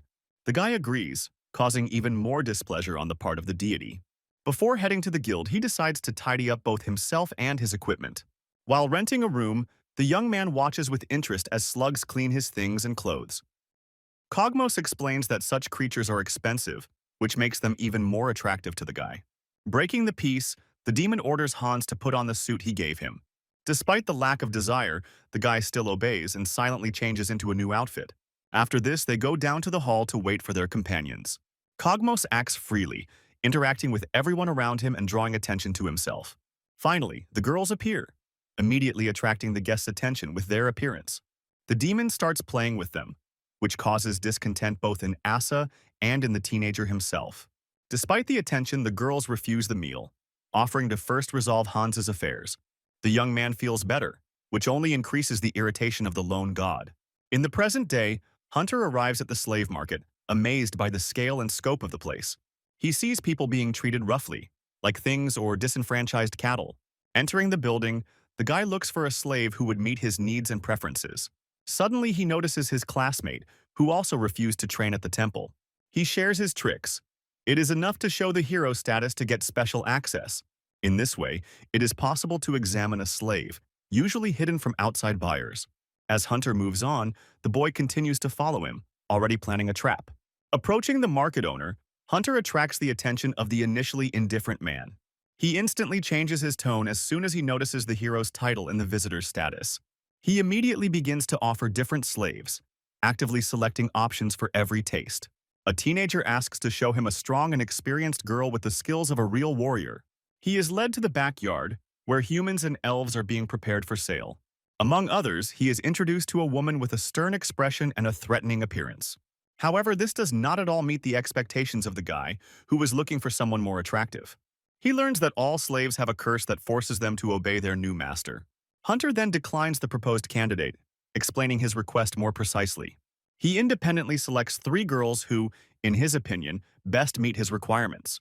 The seller breaks the preliminary contracts and without hesitation transfers the slaves to the new owner. After the deal is completed, Hunter decides to make the girls truly devoted to him.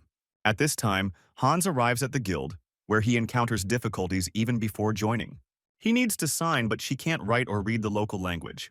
Cogmos mocks him, pretending to be sympathetic, although he is genuinely amused by the situation. Despite this, the demon still helps, handing over a sample signature to copy from a piece of paper. Even such a simple action is difficult for Hans, because his hand is shaking and the letters are not obeying him. Finally, he finishes writing. Although the name is filled with mistakes and distortions of the usual characters, Cogmos just smiles and doesn't correct anything, leaving the signature as is. The guy gets the patronage of a mercenary, immediately gaining a high level. This was made possible by 2 girls who stood as guarantors for him before the guild. Hans asks to thank them, to which Cogmos promises to buy him a children's book for his studies. Their conversation is interrupted by 2 mercenaries, handing the guy his first official task. The goal is simple: destroy orcs in any quantity. The more, the better. Hans begins planning to use the girls as live bait to hunt more effectively. The deity asks with interest whether there will be another massacre like last time in the forest. Hans calmly answers in the negative, noting that this time it will simply be annihilation. A little later, Julia engages in combat with an orc, attempting to use her fencing skills. However, the monster intercepts her and forcefully presses her face to the ground, slowing the attack. Another girl arrives to the rescue in time, striking the enemy with a fire spell. However, this blow is not enough. The creature rises again, threateningly approaching them. Suddenly, the body of another orc crashes into her back, killing the monster with the first blow. The girls watch in bewilderment as Hans easily and continuously deals with his enemies. His behavior contradicts everything they previously knew about his powers and fighting abilities. Having gathered themselves together, the girls decide to continue the fight, despite fatigue and exhaustion. But then their strength finally runs out, and they can no longer keep up the pace. Leisha asks permission to stop, begging for at least a few minutes for a short respite. As Cogmos relays her request, a barely standing Julia approaches her. The girlfriends are on edge, their legs shaking from exhaustion and constant tension. Together they discuss how incredible the young man's gift seems to ordinary people. He spends hours using a dangerous ability where any mistake is life-threatening. Eventually, Hans agrees to make a stop, giving the girls some time to recover. He takes out the book that Cogmos had bought after all and begins to slowly learn the basics of the local language. While the young man reads, the girls talk about their personal progress, comparing the levels they have achieved. Leisha is upset because she is far behind Julia, who is advancing faster due to her higher rank as a student.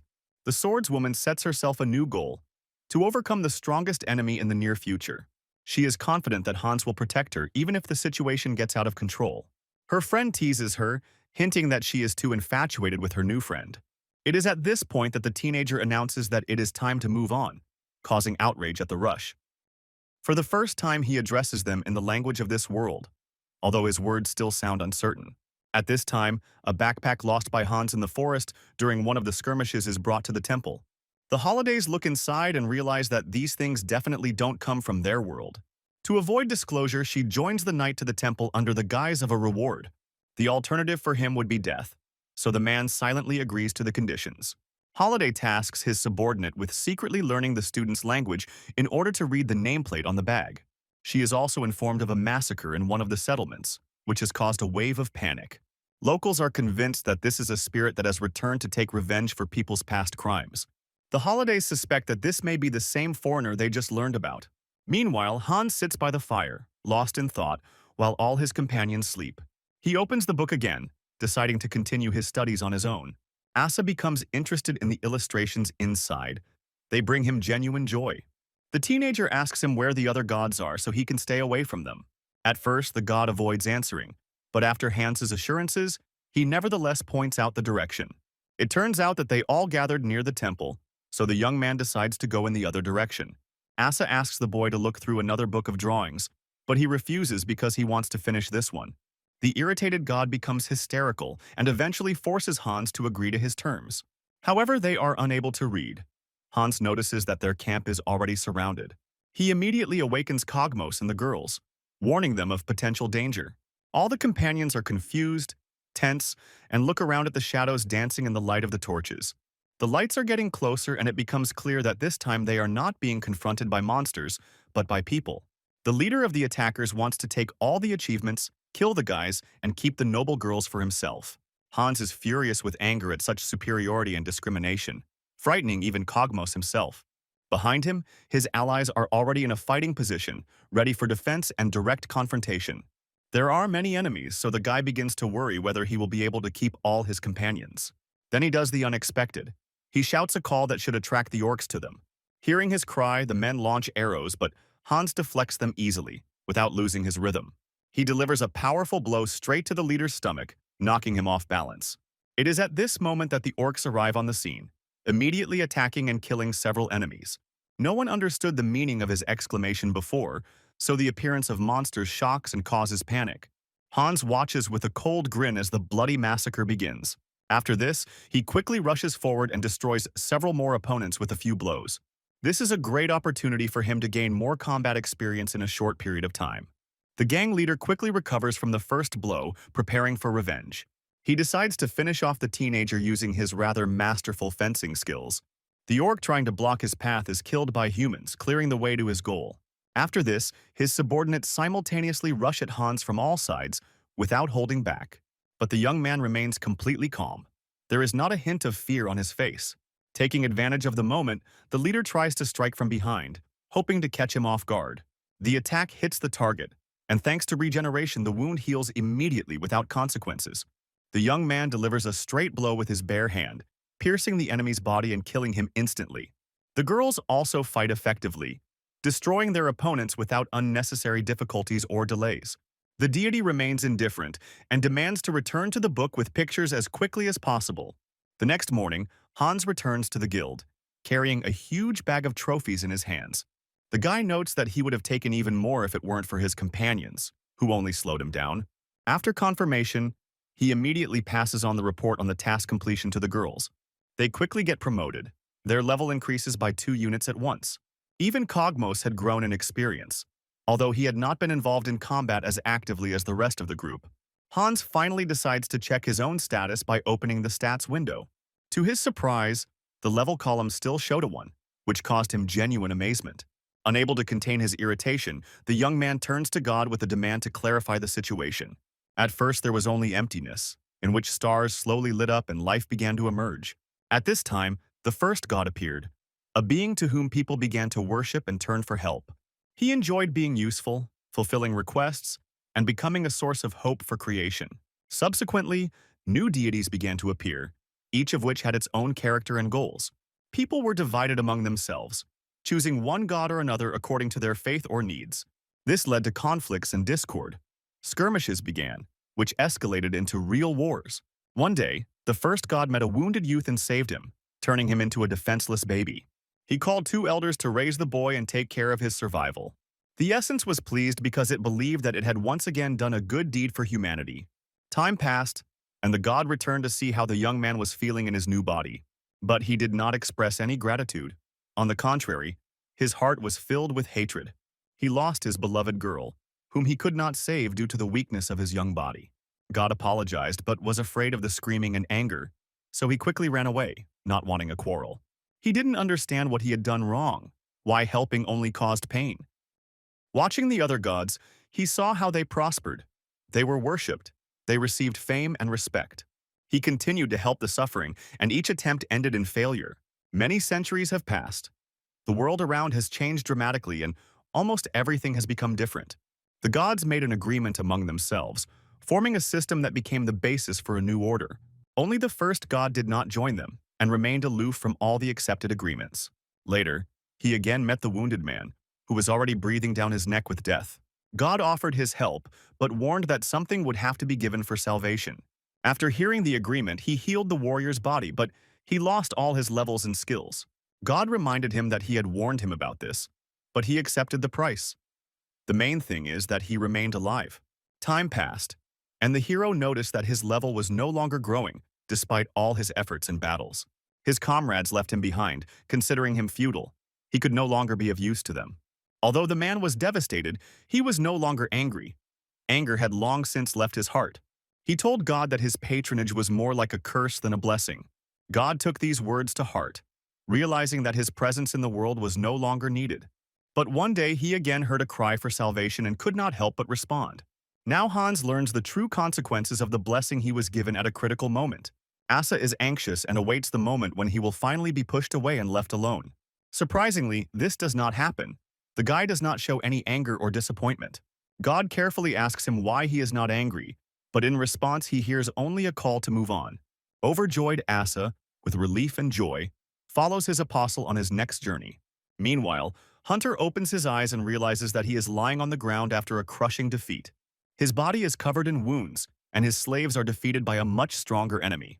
If we go back a little, together they successfully hunt and destroy gnolls, coordinating every action without errors. The girls work harmoniously and skillfully, demonstrating a level worthy of a real team. Hunter praises their work and is already planning how he will guide their development further. Despite the high cost of equipment, he considers it a completely justified decision. Suddenly, one of the monsters rises, revealing himself to be alive, albeit seriously wounded. Hunter uses fire magic, which he gained through the tutelage of Princess Athena. The flame finally destroys the enemy, but at that moment Paul, his classmate, appears. Hunter tries to drive him away, suggesting to look for another place for fighting and hunting. In his past life, Paul was a school bully, so the hero wants nothing to do with him. The tension is rising. Paul is not backing down and is clearly ready to go on the offensive. The deities watch from above with curiosity, closely following the developments. The first to rush into battle is Paul's slave, massive, strong, and clearly more experienced than the girls. Hunter asks his slaves to distract the enemy while he concentrates on a magic spell. But before he can even finish his sentence, his allies are thrown back with one blow. The shocked teenager does not understand how this could happen so quickly and without resistance. Paul begins to mock, explaining that his slave is much higher level than the girls. He demands that Hunter hand over his slaves to him voluntarily, without unnecessary complications. At the same time, Hans and Asa search the bookstores in the city, looking for something really useful. A young man dreams of finding a legendary weapon if he can no longer increase his own level. But Cogmos immediately dashes his hopes, explaining that it has not been sold for a long time. Hans doesn't seem to. Now he hopes to find what he wants somewhere in the old abandoned ruins. However, the demon is disappointed this time too, as most of these places are under the protection of the Order. To think, the guy goes out into the fresh air and tries to calm down alone. In his mind, knights are clumsy, slow fools who are not to be feared too much. But even then, The risk remains too great to allow carelessness. Suddenly, an orc appears from behind, demanding that all items be given back without any explanation. Hans has neither the strength nor the desire to deal with him, so he suggests that he simply go his own way. However, the creature does not listen, immediately rushes to attack, but instantly suffers a crushing defeat. The teenager becomes frustrated and begins to brutally beat the orc, not holding back his anger. In order to save himself, he tells that he knows a place where he can find abandoned ruins. The creature mentions ancient ruins belonging to the orcs and containing many remains. Hans's mood changes dramatically. Now he demands to be shown the way there immediately. In different regions of fantasy, people are often compared to monsters, hinting at the similarities. Therefore, the word orc is perceived neutrally, and sometimes even as a form of praise. Hans considers this a good confirmation of his combat effectiveness and endurance. The companion warns him that only low-level creatures can enter the ruins. Finally, they arrive. The creature solemnly announces that they have reached the appointed place. There is nothing in front of them, only an empty plain with no signs of buildings or life.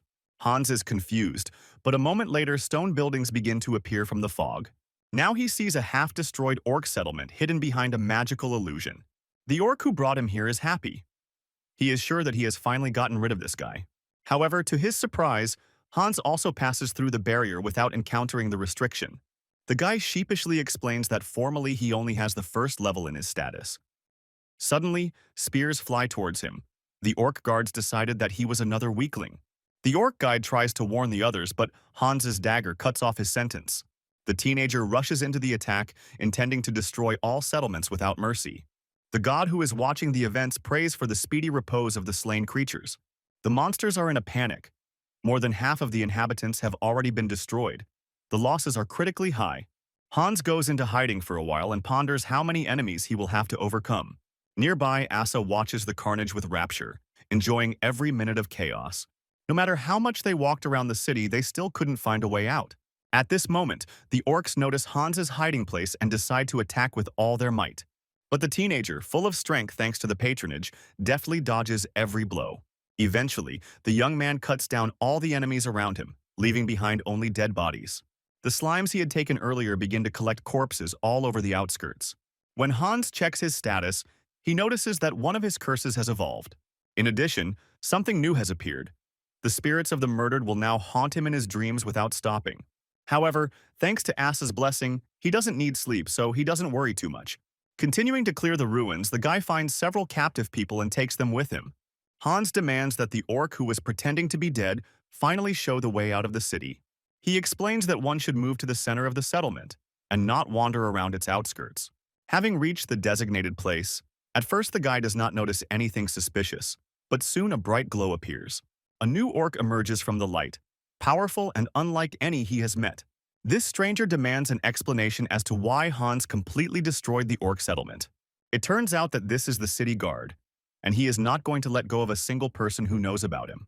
A brutal confrontation begins between them, full of magic, power, and deadly blows.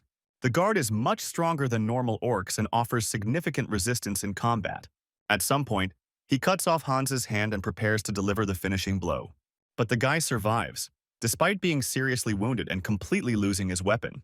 His body instantly begins to recover. A new arm grows back in a matter of seconds. The orc is shocked. He realizes that this man has an almost immortal body. But even this news does not stop him. He is determined not to let Hans out alive. At the Bora Temple, the class president's rapid development is discussed with a new friend. Arya shares that she has a noble background and a blessing that gives experience for free. But for full action she needs vassals, and for now she does not have a single subordinate.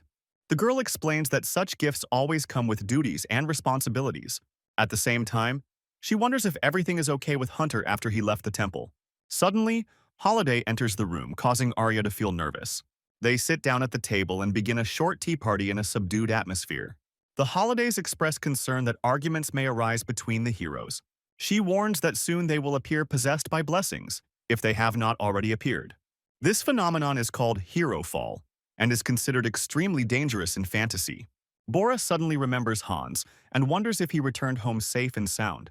It is at this moment that the saint suddenly turns to her with a question concerning Hans. The priestess shows a persistent interest and strives to learn as much as possible about her former classmate. Bora talks about him at length. including his refusal to play the hero from the very beginning. Already alone, Holidays worries that the truth about Hans, who is still in fantasy, could shake trust in the gods. At this moment, the goddess who sent the school children into this world suddenly appears. She tries to pinpoint the guy's exact location using her own blessing. However, even her divine power proves useless, and the goddess disappears without achieving any result. The holiday suggests that another deity may be hiding Hans, already planning how to find him. At this time, Asa quietly follows the woman, eavesdropping on all her thoughts and plans. Hans, meanwhile, is engaged in a grueling and protracted confrontation with the orc guard among the central ruins.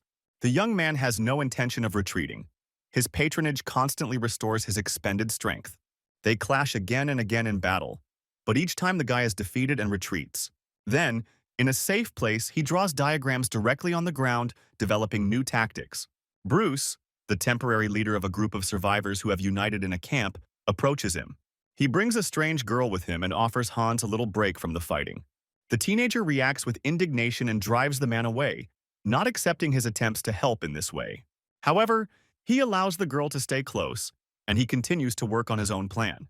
By morning, Hans has completed his preparations and finally decides that the time has come for the final battle. During the night, she fell asleep on the cold ground, without breaking his concentration or disturbing him. Asa advises him not to pay attention to her. She is of no importance. The young man shows his deity new skills acquired through numerous battles with the Guardian. Hans managed to remember all the key movements of the orc, and even reproduce some of them in his own style. God is amazed by such progress and grants the young man a new rank of patronage as a reward. However, Hans notices that the goddess's curse has also changed and become stronger. This shows that she already knows that the guy is still alive and thriving. Deciding to put the issue aside, Hans goes to the Guardian with the firm intention of winning. When the orc sees him, he does not attack immediately, which is different from previous encounters. Instead, he leads the teenager deep into the abandoned ruins, because he himself cannot leave this place. They find themselves in a training room where rookie heroes once honed their skills. In ancient times, this city belonged to people, but later the orcs forcibly seized it under their rule. Now, in order to revive the settlement, the Guardian believes he must destroy Hans. But the child is only having fun, perceiving threats as useless attempts at psychological pressure. He wonders if there are any valuables in the ruins, in particular weapons that might be useful to him. The orc answers in the affirmative, but notes that this is only entry-level equipment. The guy immediately realizes that this is not enough to overcome the goddess. At this point, the guard stops talking and goes on the attack without warning. But the young man manages to react and uses his new skills, dodging and striking. The orc is stunned by his progress, but doesn't seem to be, as he is eager to complete his mission.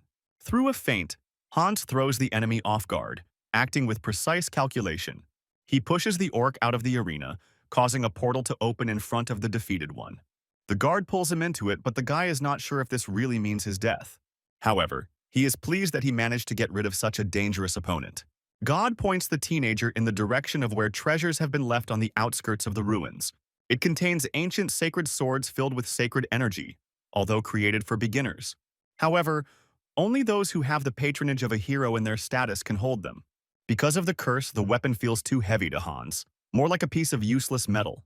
Enraged by the restrictions, he breaks the blades, not wanting the swords to go to others.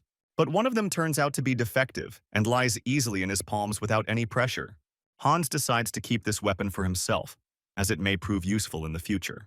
However, for his barbaric actions with other sacred swords, he receives a new curse. Kalen, meanwhile, continues to collect more and more blessings, despite being tired and exhausted. Many gods watch him closely, each wishing to leave him their own patronage. The guy hopes to win the upcoming tournament among new heroes. The main reward will be one of the sacred swords, considered exceptional artifacts. Meanwhile, Maya reflects on the typical archetypes inherent in any fantasy world. She dreams of conquering the Demon King using only her charm. Her plans do not include fighting. She strives to avoid any physical violence. In her own imagination, she is surrounded by handsome knights, constantly guarding and supporting her. In reality, she is accompanied by 3 ordinary guys with no special features. At least they are useful, so she tries to maintain friendly relations with them. She calls them to tell them the news of a secret recruitment of heroes at the local school. She is convinced that she must get there, because this is an important step in her story. One of her companions asks if everyone who wants to can enroll in this institution. but only 4 participants with the highest rating among all heroes will be selected. Mia calls upon the boys, intending for them to accompany her on this path. The rebel refuses to help because he doesn't want to help the girl meet rich people. Then, in front of witnesses, the gods, she makes a promise to fulfill any of his future wishes. After this, all 3 agree to accompany her, even to the ends of this world. Returning to Hans, he laments that he received a severe punishment for destroying the swords in the ruins. However, the new restrictions have almost no effect on him. Their action does not have a critical effect. This might be a plus if the sword left behind is harder to damage. The teenager now has a sacred weapon, further enhanced by a curse and having an exceptional property. After this, he leaves the arsenal and goes towards the exit of the ancient city. As he ponders how to activate the portal, he suddenly sees a guard rushing towards him. However, the orc now looks different. He is smaller, older, and has noticeably lost his strength. Hans blocks his path, preventing him from returning to the central part of the ruins. The guard attacks first because he desperately needs to get back into the inner circle. This is the perfect opportunity for the boy to test the power of his new cursed sword in combat. He strikes and cuts off his opponent's hand, paying back for the previous fight where he lost his own. The orc restores the ending by regaining his youth at the cost of renouncing his fellows. Hans laughs at the enemy as he concentrates and prepares for the next attack. But the teenager turns out to be faster. He rushes forward and instantly decapitates the monster. He humiliates his opponent, noting that a whole day has passed and he still hasn't become stronger. The deity warns Hans that this is not the end yet, and the battle continues. And indeed, the guard is reborn, gradually restoring his physical body. But before he can even utter a word, the guy pushes him into the ground, destroying him with pure force. The orc does not seem to be. His body begins to come back together into a single whole, continuing its endless regeneration.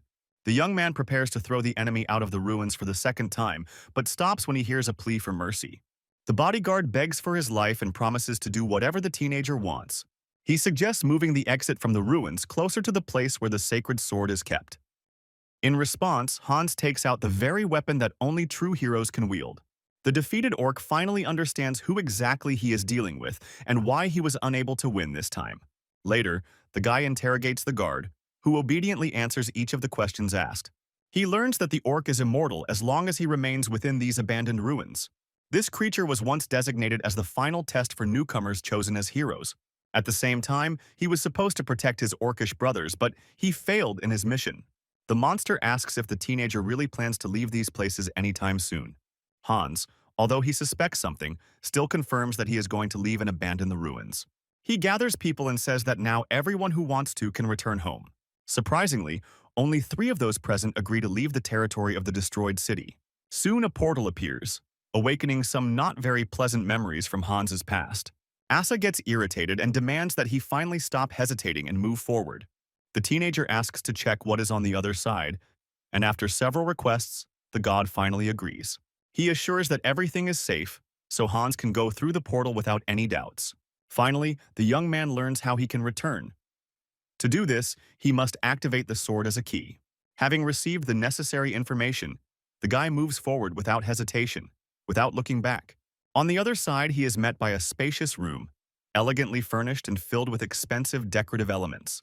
On the wall, he immediately notices another sacred sword, similar to the one he carries with him. Hans abruptly orders the people to return to the portal, suspecting a potential threat. God notes that no dangers have been detected so far and there is no reason to worry. The guy is about to leave the place when he suddenly notices his old-school backpack on the floor. At this time, the heroes arrive at the village of hunters, where a hybrid elder once reigned. Athena addresses the disciples, asking them not to frighten the residents and not to interfere with the saints' investigation. Meanwhile, the priestess herself descends into the basement, already cleared of all traces of dark rituals.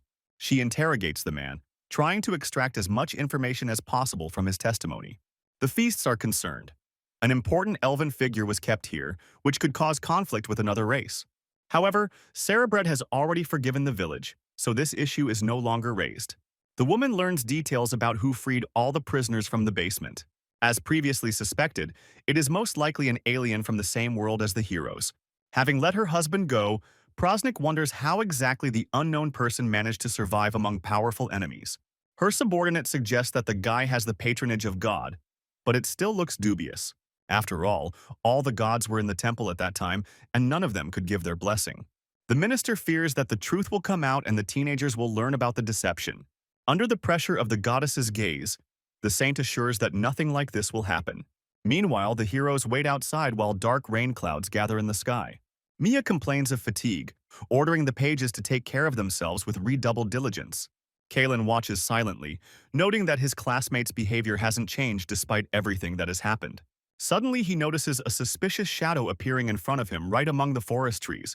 The guy orders to call Princess Athena because he thinks that it could be rotten things from the surrounding thickets. However, instead of monsters, a beaten and bloody hunter suddenly emerges from the forest. He says he went through a real fight, unlike his other heroic peers. The guy challenges Kalen to a duel, and he accepts the offer without hesitation. What he doesn't know is that Hunter has recently received a powerful new patronage. Before the fight, Arya intervenes, standing between them and calling for them to stop. She points out that the boy is injured, making the fight unfair from the start. Kalen agrees, to the girl's sympathy and the rival's irritation. Holiday arrives and immediately heals Hunter, seeking to end the incident as quickly as possible. A few days ago, Paul took away all of Hunter's slaves, which caused his indignation. He promised to return them and take revenge on his classmate, receiving a new blessing for this. As his thirst for revenge grows, Hunter himself grows stronger along with it. While traveling through the forest, the boy chased weak slimes to gain experience. However, even these creatures began to defeat him easily, which irritated the young man. This is a consequence of the curse, which makes every wild enemy stronger than him. But despite the failures, the teenager does not intend to retreat. He is completely focused on his goal.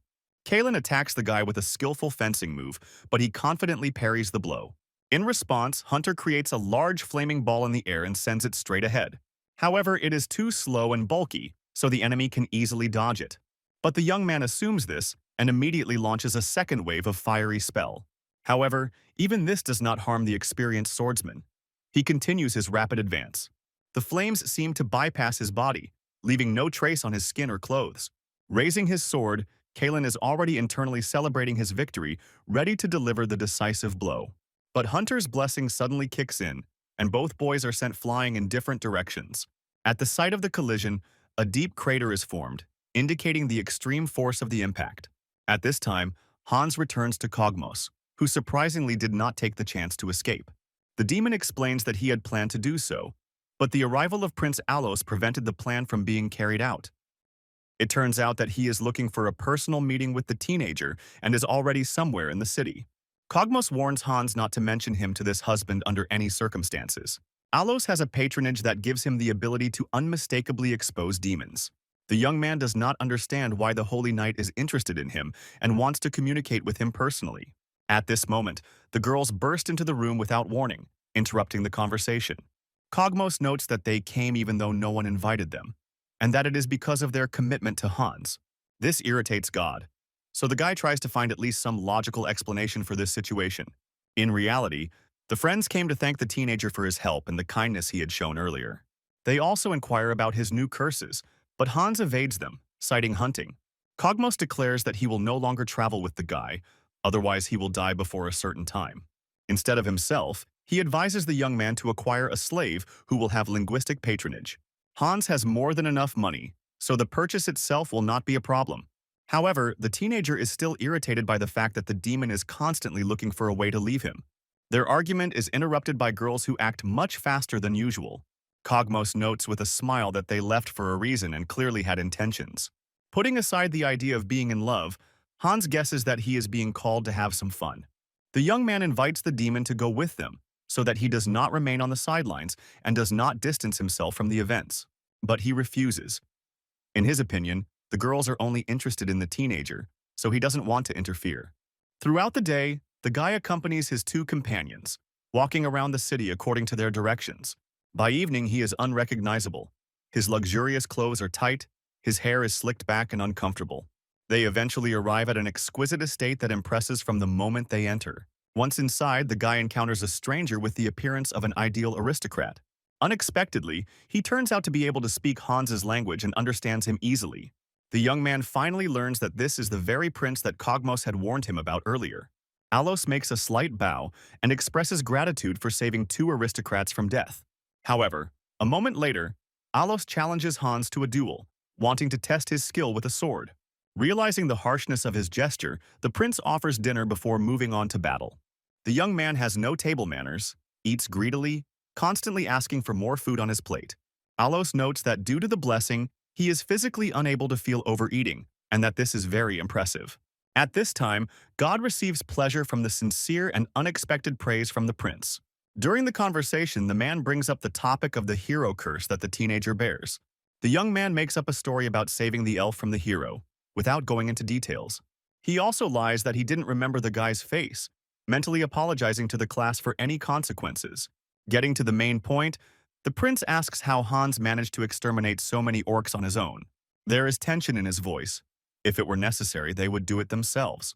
The sudden change in tone frightens the girls, but the young man remains carefree and does not attach any importance to it. The prince also calms down. He becomes interested in what kind of person is actually in front of him. Eventually, everyone heads out into the yard, as it's time for the sparring that was promised earlier. The boy is afraid to show the sacred sword, so he pulls out the elven dagger from its sheath.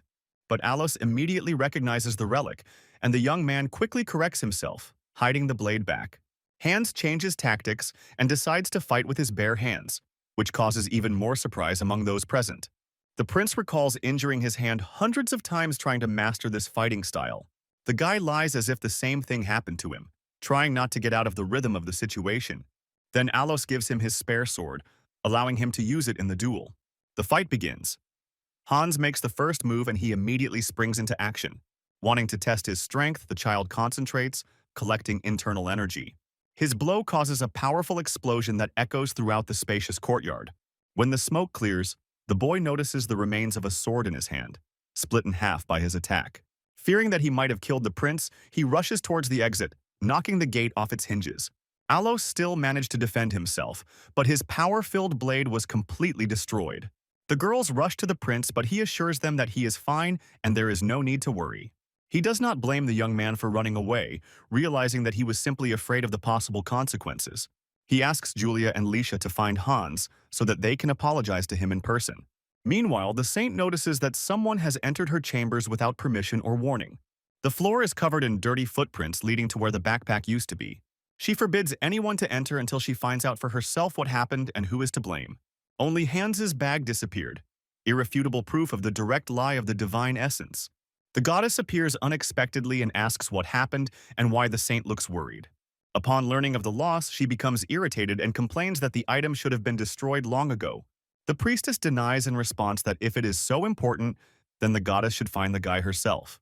Irritated by the answer, she disappears silently without giving any instructions. The priestess, left alone, orders a message to be sent to the prince and the kingdom of the elves. Upon learning of the request, Alos immediately gets in touch without wasting a second. First of all, he reports that hunting orcs is no longer possible for heroes. They have been destroyed. He also relays the testimony of an enthusiastic monster who claimed that a demon had done it. The holidays decide to tighten control over those who are physically capable of such extermination. At this point, Hans is in a panic, packing his things, trying to escape from this country as quickly as possible. He opens a portal, shocking Cogmos, who thought the guy didn't have magic. The young man has no time to explain, only calls the demon to go to the exit of the city while there is still such an opportunity. Alos reports that one of the heroes recently attacked a representative of the elves. Holidays suggests that Hunter is a better fit for the striker, based on his description. The prince suggests assigning observers to each exile to avoid a repeat. The priestess agrees and also asks for a reward on time. She herself has urgent matters, so she won't be able to pay more attention to this. Alos decides to make Hans his personal knight and find him a worthy new weapon. Finding himself in the ruins, the teenager immediately notices a familiar man named Bruce. The young man asks him to find someone who can help him move all his things. The man agrees without argument and promises to bring several assistants soon. The guard intervenes, asking what all the commotion is about, adding that it's not the guy's personnel. Hans ignores this remark, insisting that he needs help carrying the load.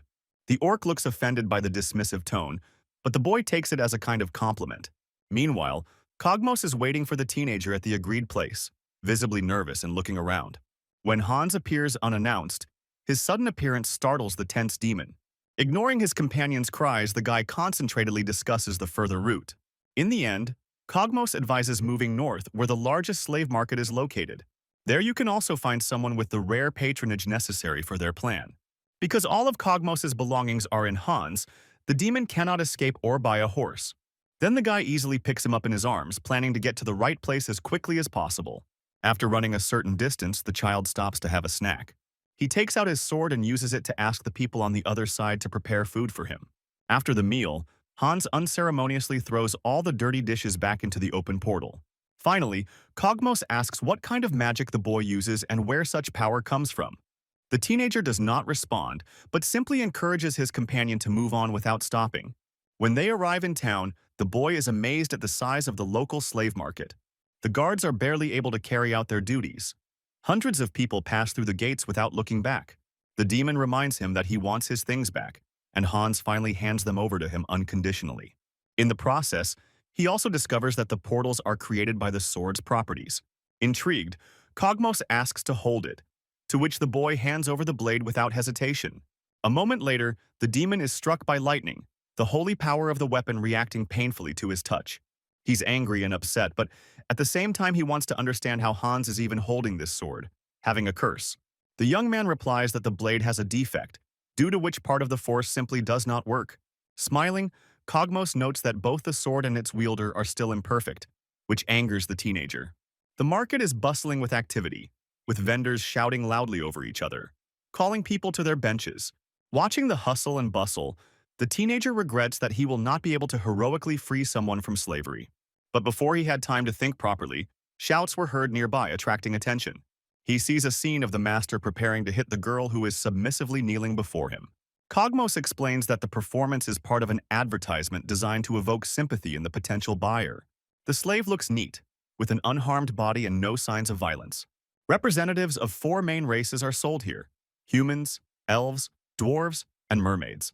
But the cost is determined not by appearance but by level. The higher it is, the more expensive the slave himself. The demon calls Hans along as they head to a store with premium goods. At the entrance, they are met by the owner, who immediately takes the initiative, asking about the necessary characteristics. The teenager needs a slave who speaks the local language and can accompany him on his journey. Cogmos is sure that such a candidate does not exist, but it soon turns out that he was wrong. The elf leads the guests into the exhibition hall, where high-ranking slaves are on display. Despite their status, none of them can escape because they are all under the influence of the curse. The teenager looks around until the owner finally shows them the face they need. This is a demoness whose appearance immediately attracts Cogmos's interested gaze. The young man mocks him, suspecting that the demon had planned everything in advance, choosing a related creature. Confused, Cogmos declares that he will buy the slave himself, but the reminder that he has no money calms him down. In the end, it is Hans who finalizes the purchase, sealing the deal. The guy asks how the girl ended up in slavery and got her curse. She introduces herself as Diaroka and says that she submitted voluntarily out of love. However, her chosen one abandoned her, leaving her alone with a new owner and a humiliating status. Hans and God react with indifference, showing neither compassion nor much interest. But Cogmos is touched and begins to cry, worrying about the girl's fate. This irritates her. She gets angry because of his pity and theatricality. Suddenly, her body trembles, her cheeks turn red, and her eyes sparkle. Because of the curse, she experiences joy in following her master's orders. Cogmos immediately threatens Hans, so that he does not dare to use her condition for strange purposes. This again angers Diaroki, and she asks for permission to beat up the annoying demon. The young man agrees, but on the condition that Cogmos remains alive after the blows. At this moment, he decides to buy a few more cheap slaves for work. Thus, he increases the number of assistants, sending them all to the ruins through the portal. Later, Cogmos approaches him and says that he has changed his mind and is ready to travel together again. But before he can finish speaking, an arrow fired from somewhere above hits his head. Hans and the demoness react instantly, deflecting the next projectiles without any effort. In broad daylight, they catch the attackers and brutally beat them in front of passers-by. The guy is worried because too much attention can lead to trouble. Diaroka explains that they were slave kidnappers who considered him easy prey. The city guards hear the noise, so Hans decides to run into the nearest forest. Once among the trees, he throws Cogmos to the ground, laughing at his weakness. He justifies himself by saying that he simply lost his vigilance and did not have time to react in time. Diaroka continues to humiliate him, accurately beating the demon's vulnerable pride. While Hans is examining his own bloody clothes, the girl suddenly attacks him from behind. However, the guy easily dodges and grabs her hand, stopping the attack before it even starts. They clash in duels, immersing themselves in the streams of their own magical energy. As a result, the demoness loses her arm, looking at the wound in shock. She is confused and can't believe that her master is actually only level 1. The fight does not stop, because the teenager strives to prove his superiority in the confrontation. At one point, she deftly dodges the blow, but in response, she cuts his torso. Diaroka offers him treatment in exchange for terminating his contract and releasing him. Hans orders her not to move, demonstrating the body's accelerated regeneration. Seeing this, the slave girl grows back her lost limb thanks to demonic powers. The young man urges her to continue the fight until one of them falls dead. Cogmos intervenes, declaring that he will side with the girl and help her in battle. However, this only causes even more contempt, both from Hans and from Diaroka herself. Trying to prove that he knows the guy's style, the demon gets stabbed in the face with a dagger. After this, the teenager attacks the demoness again, accusing her of betrayal and insincerity. To this, she calmly replies that she never swore allegiance to him, even after becoming his slave. The battle continues, the girl's regeneration barely keeping up with the boy's ruthless pace. Hans himself feels confident. The wounds do not cause him any discomfort.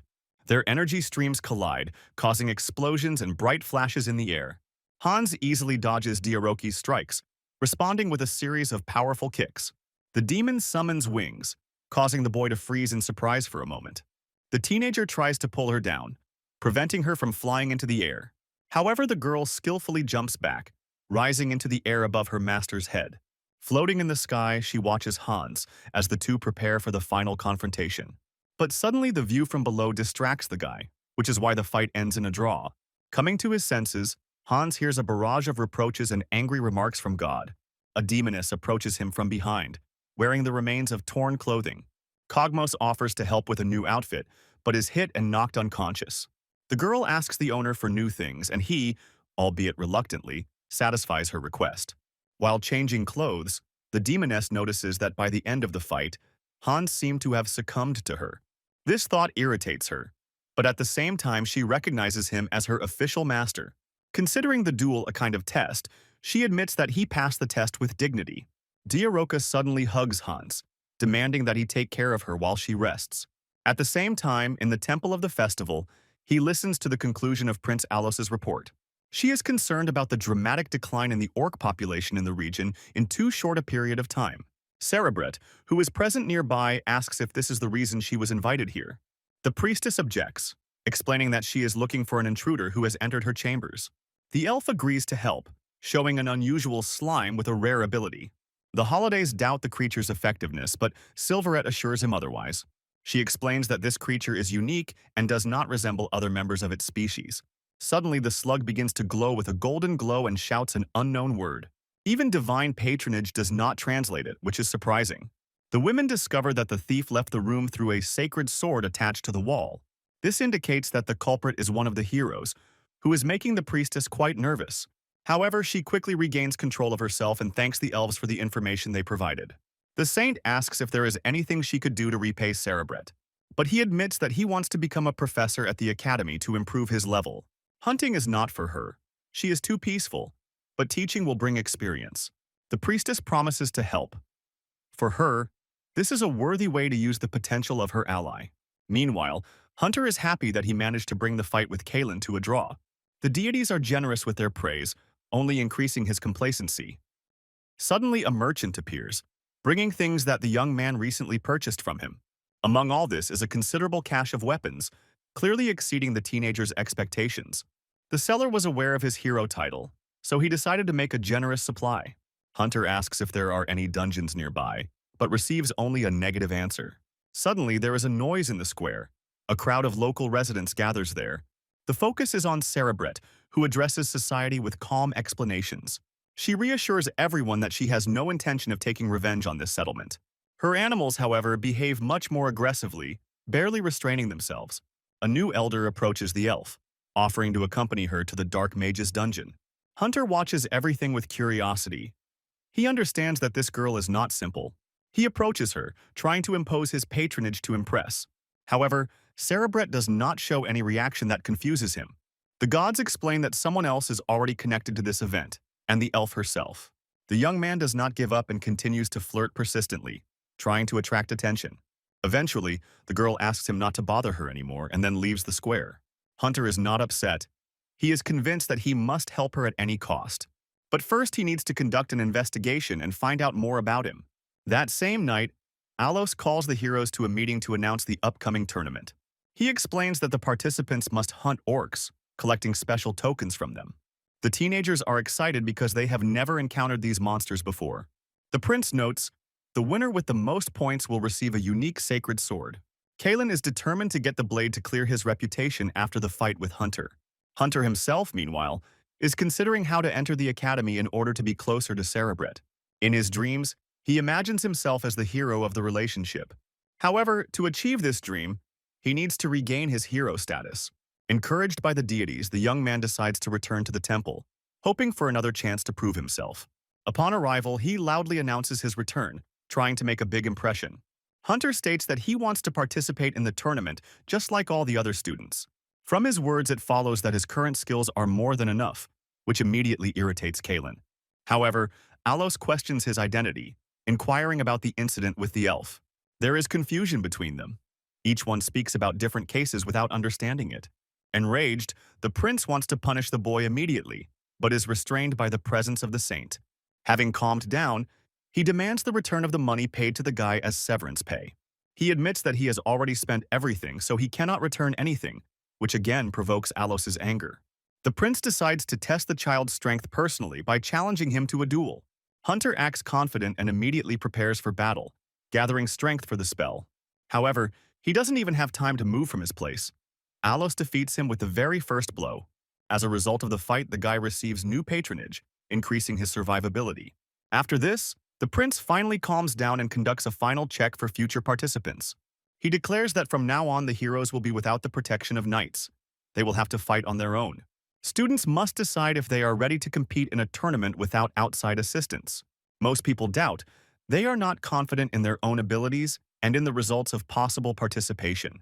Then the saint makes a statement. All who showed indecision must immediately leave the temple. She has no intention of wasting resources on the weak, whose faith crumbles under pressure. The rest rush to raise their hands in the air, trying to hold on for the sake of privileges. But it's too late. The priestess sends them away, not allowing them to change their minds. The remaining ones, in particular Hunter, are allowed to move on to the next stage. At this time, Hans separates from Kogmos, leaving him alone with his slave. God is irritated by the presence of the demoness. He suggests abandoning her right now. The young man reminds that he still needs a translator because he himself does not know the local language. Disappointed, Asa breaks down and runs away, rising into the air and disappearing from sight. Hans is tense. He is not sure whether the god will return and whether he will be left without support at all. And Asa himself goes to the temple to observe the events from there. He notices a mention of a magic academy and decides to take a closer look at it. The deity becomes captivated by the idea and begins to make plans on how to carry out his plan. Hans rents a room at an inn, finally free from the burden of the sleeping demoness. He tries to understand whether Asa has left forever, but sees that the patronage remains in place. Suddenly, a girl enters the room, reporting a complaint received from one of the guests. Upon seeing Hans, she immediately becomes frightened of him because of the curse, after which she runs away screaming. The young man even likes this kind of reaction, as long as it doesn't create any serious problems. A teenager decides it's time to go on a hunt for slave thieves. At this moment, the god returns and they leave the demoness to sleep, heading for revenge. Asa begins asking Hans to go to the Magic Academy once everything here is completed. The guy answers evasively. He doesn't like the idea, although he doesn't object directly. However, God does not calm down, throwing a tantrum and insisting on his desire. Promising to think about it later, Hans suggests that they first resolve the current matter. To begin with, he uses a transfer from Asa to buy a few more slaves for the future trap. The plan works. Almost immediately, he is shot at from the roof of a nearby house. The young man catches the arrows without any effort, without showing even the slightest excitement. More and more armed men from the bandit pack appear on the buildings around. Their leader, a stocky man, jumps down to confront Hans one-on-one. The teenager stretches his shoulders, preparing to teach them a lesson, ignoring Asa's renewed entreaties. Asa gets irritated and demands that he not hesitate and end the clash as quickly as possible. With practiced precision, the guy paralyzes all opponents, not giving them a chance to escape. God plays in the midst of battle, enjoying the chaos and carnage that reigns all around. Hans goes to the head of the thieves and assures him that he does not intend to kill him. He tries to escape, but the young man instantly catches him and breaks his spine with a powerful blow. His two accomplices try to attack from behind, but their speed is too slow. The next morning, the guards take away the tied-up criminals, giving Hans a reward for his help. The young man watches the slimes with interest, learning that they ignore special materials. At this moment, God makes himself known again, insisting on the boy's admission to the Academy of Magic. The teenager tries to figure out what is so special about it, but does not get a clear answer. Suddenly, a tall knight appears behind him, trying to convey something to Hans. The guy doesn't understand anything, so Asa enthusiastically begins to translate every word, not hiding her curiosity. It turns out that we are talking about the sale of a rare bone that the child received in a knight fight. The knight wants to tell her son that he is preparing to enter the same Academy of Magic. This is why Asa became so stubborn. The situation opened up a chance to implement his plan. Hans finally gives in and asks not for money, but for help with his own admission to the academy. God is delightedly awaiting an answer, confident that their request will be accepted without hesitation. But the knight abruptly denies, which immediately causes a burst of rage in the disappointed Asa. At this moment, Diaroka appears, and hostility immediately arises between her and the man. The demoness and the holy knight are natural enemies, so they show obvious hostility towards each other. Hans asks the irritated girl to help in the negotiations, but she only ends up arguing with her husband. Asa doesn't give up. He insists that the guy arrange admission as soon as possible. Eventually, God decides to intervene personally, losing patience with his futile efforts. The earth shakes. The air becomes heavy. Everything around is filled with tension and fear. A giant dragon appears above the city, circling in the sky and threatening all living things. The dragon prepares to attack, but suddenly notices that its level has dropped to 1. Hans finally understands what happened. The god summoned the creature to test him. The goal is obvious: to defeat the knight by using an unusual situation to achieve the goal.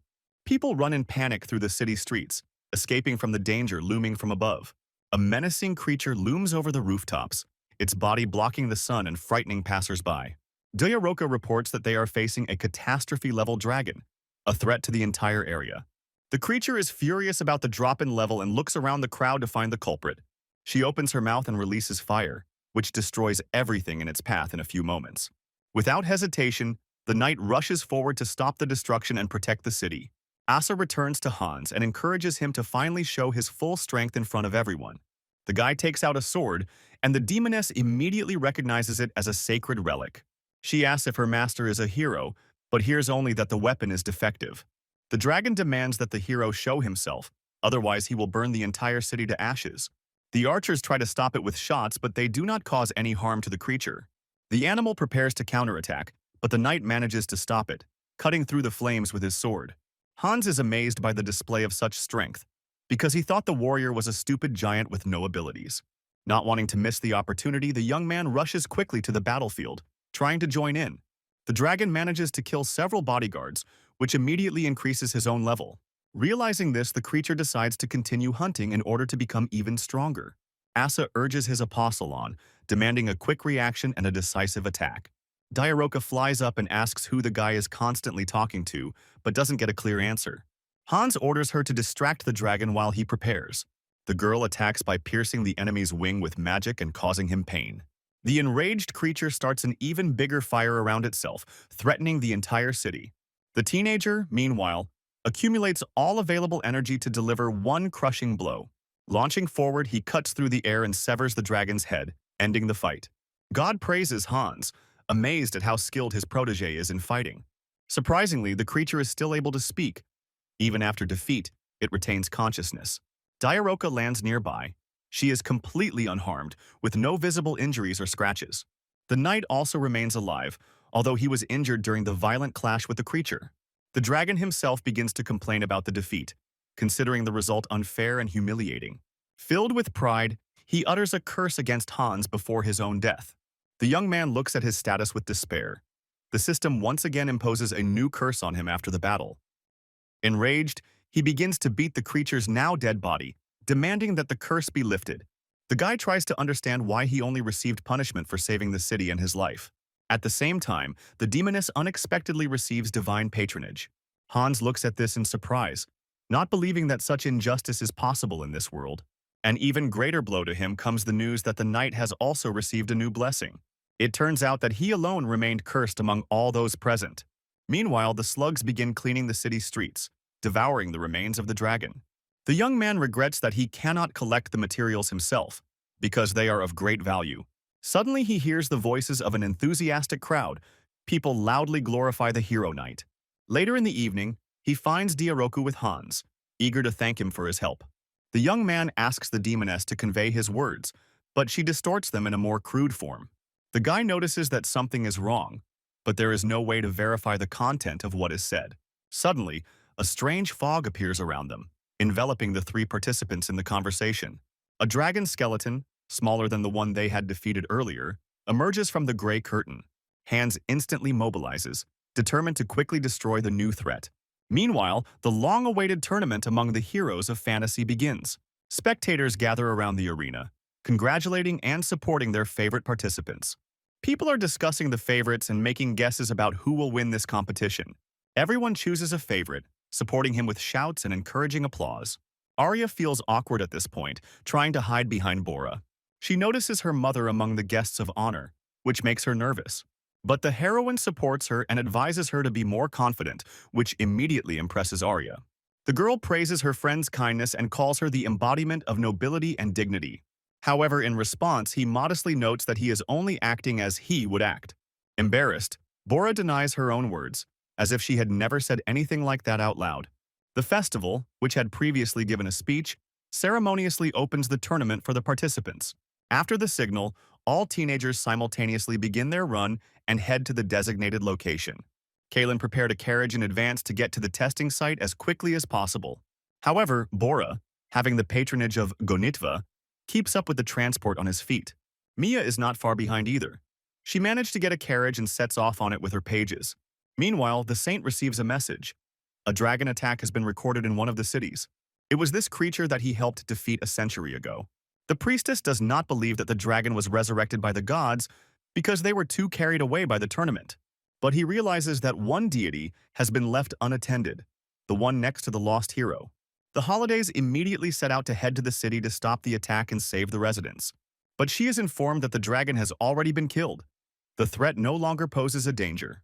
Hunter tries to catch at least some cart, but his attempts end in failure every time. Then Julia suddenly appears before him, the view of whose body is blocked by the effect of his curse. Although this overwhelms the guy, his blessing does not work. The girl offers to help. The young man mounts the same horse with her, ending up behind her and pressing tightly against her back. Hans is currently in a ruined city, with debris and broken buildings all around. The demon and the knight are injured, and there are already more new enemies circling in the sky. Hans himself is overcome with anger, his emotions running high after everything that has happened. He had previously managed to defeat the first skeletal dragon, but his patronage conflicted with the curse. As a result, dozens of new creatures appeared and began to attack everyone indiscriminately. The goal of the creatures is to destroy any person who gets in their way, without showing any regret. The knight found himself in danger, unable to avoid a sharp attack from one of the skeletons in time. In response, his blessing had already been activated, and a new dragon guardian appeared on the battlefield. This time the creature was not hostile. It took the side of the guarded man. All the skeletons began to collide with each other, engaging in a brutal fight among themselves. Eventually, it all turned into an endless whirlpool of violence and chaos that engulfed the city streets. The demoness crushes one of the monsters with her bare hands, spending the last of her own strength. Suddenly, two skeletal dragons fall from the sky at her at great speed. Due to physical exhaustion, the body does not obey. The girl does not have time to move away from the trajectory of their fall. The threat of death causes her blessing to activate, causing another skeletal guardian to appear. The area is completely filled with creatures. The fight turns into a chaotic massacre. Hans, tired of the mess, decides to end it all as quickly as possible. The young man quickly rushes into the thick of the battle, destroying his opponents without the slightest hesitation. Eventually, he manages to kill all the dragons, leaving only piles of bones for the slimes. After the battle, an exhausted, bloody but still alive Diaroka approaches him. She tries to understand what happened in the last minutes of the brutal massacre. Hans guesses that all this is a consequence of his curse from the dragon and patronage from Asa. The life force circulates endlessly within it, constantly setting off a chain reaction. And the dragon's curse ensures that skeletons appear whenever life is threatened. He understands that without control, it will turn into an eternal battlefield around him. The young man remembers the pile of bones left after the battle and hurries to dispose of them. He decides to give all these remains to Diaroka, not wanting any of it for himself. The girl is delighted. With such a treasure, she becomes a very rich person. A living, albeit crippled, knight rises from under the rubble, gasping for breath with excitement. He asks Hans to accompany his son to the academy, offering support. God is happy. Finally, events are developing according to his plan and desire. The guy gratefully accepts the offer, confirming his consent with a handshake. To avoid the general hustle and bustle, Hans and Diaroka leave the city as soon as possible. The demoness rejoices at the treasure she has received. So many bones mean incredible profit. The knight takes them to his estate, located on the remote outskirts of the city. From the highest floor of the building, a guy with a shadowy gaze watches them. During dinner, Hans is informed that he will be going to the academy with the knight's eldest son. The younger one already has a partner, but the first one once dropped out of school but is now resuming it. The teenager is not happy with the idea of looking after a frivolous aristocrat, but there is no other option. He agrees, which brings genuine joy to the deity, who had long been awaiting this decision. The knight and his wife are also delighted, glad that their son will be with someone truly strong. Demonisa continues to distort the words of both sides, adding comments of her own. Because of her sarcastic remarks about their son, the couple suddenly become touched and start crying. In the evening, Hans interrogates his slave, trying to learn more about the academy itself. She explains that at first there were 4 separate schools created to fight monsters. However, they produced weak results because the training was reduced to simple and savage violence. Later, the different races decided to join forces and found a single academy. Suddenly, the knight's son bursts into the room screaming, demanding an immediate duel with Hans. He behaves defiantly, which angers the teenager who cannot stand being superior in status. Hans accepts the challenge, intending to teach the aristocrat a lesson for his overconfidence and disdain. Ignoring the weapon, he beats the boy with his bare hands until he loses consciousness. He is also furious because he showed no respect for his own father. Coming to his senses, Hans realizes that he may have gone too far in his anger. He leans over the young man, checking to see if he is alive. Fortunately, his well-being is not in any danger. Having recovered, the aristocrat tries to escape, but Diaroka knocks him down with a spell. Demonisa offers to kill him quietly, but Hans resolutely refuses to do so. Eventually, they call in the boy's father and a healer to resolve the situation in a civilized manner. The knight's son is quickly cured, returning him to consciousness and physical form. But as soon as he comes to his senses, he again attacks Hans, without having learned a single lesson. The irritated teenager activates the dragon's curse, allowing the skeleton to consume him. Pools of blood appear all around. The atmosphere becomes tense to the limit. But a moment later, Hans personally breaks the creature's giant tooth, breaking free from its trap. The teenager emerges unharmed and offers Taker to become real friends as soon as possible. Holidays, back in their room, are completely immersed in excitement and anxious thoughts. The number of donations has decreased significantly, and supporting the heroes has become increasingly difficult. Suddenly, a magical communication artifact is activated. Someone is transmitting a message to the saint. It states that the academy director is keen to speak with her as soon as possible. The woman immediately becomes wary, because she was sure that all current issues had already been resolved. She is also informed that the incident with the dragon has finally been completely resolved. Eventually, she makes contact with a female sorceress who runs a local educational institution. But somewhat irritating the saint with his tone, he announces his desire to open access to the underground ruins for the heroes. When they were sealed by divine power, but the sorceress broke this seal with her own hands. The ruins are an ancient labyrinth filled with magical artifacts with powerful properties. However, there is also a mortal danger hidden inside, which causes anxiety in the saint. Despite her doubts, she agrees. The lack of monsters makes such training necessary. Meanwhile, Hunter meets Leisha, Julia's friend, and can't contain his delight. The guy is delighted that he is surrounded by 2 beautiful girls at once, and does not hide his joy. However, the girls themselves feel a certain disgust towards him, but decide not to express it. Taking advantage of the blessing, Leisha looks at Hunter's status and is surprised by the number of gifts. This would have struck her much more if she had not met the exceptional Hans earlier. The company sets out to search for orcs, but someone has already been to all of the places before. Noticing a cluster of slimes, they decide to follow them to find out more. Suddenly, Hunter hears a strange noise and immediately rushes there, hoping to fight the monster. But instead of the beast, he meets Bora and Arya, who are already engaged in a fierce battle with the enemy. The girls deal with the orcs without any difficulty, demonstrating excellent training. The heroine protects her comrade when she tries to attack the monster from the flank. Using the blessing, she transforms her body into a melee weapon. After a crushing blow, he finishes off the enemy with the final spell, finally ending the fight. Hunter watches this spectacle in shock, not believing that the headman is so strong. Bora doesn't understand his surprise. In their world, she was always the best at everything. She leaves the young man, suggesting that they go their separate ways and finally wishing him good luck. Hunter, convinced of his uniqueness, decides that she is in love with him and is the main character. Suddenly, a new group of orcs emerges from behind the trees, intent on capturing Julia and Lisha. The girls react with lightning speed, preparing to defend themselves without any signs of fear. The guy, wanting to prove himself, tells them to move away, creating a magical layer of fire. However, his curse activates, granting the enemy additional strength and fury. The empowered orc attacks, easily knocking the guy to the ground with his powerful blow. Thanks to the blessing of endurance, he remains alive, although seriously injured.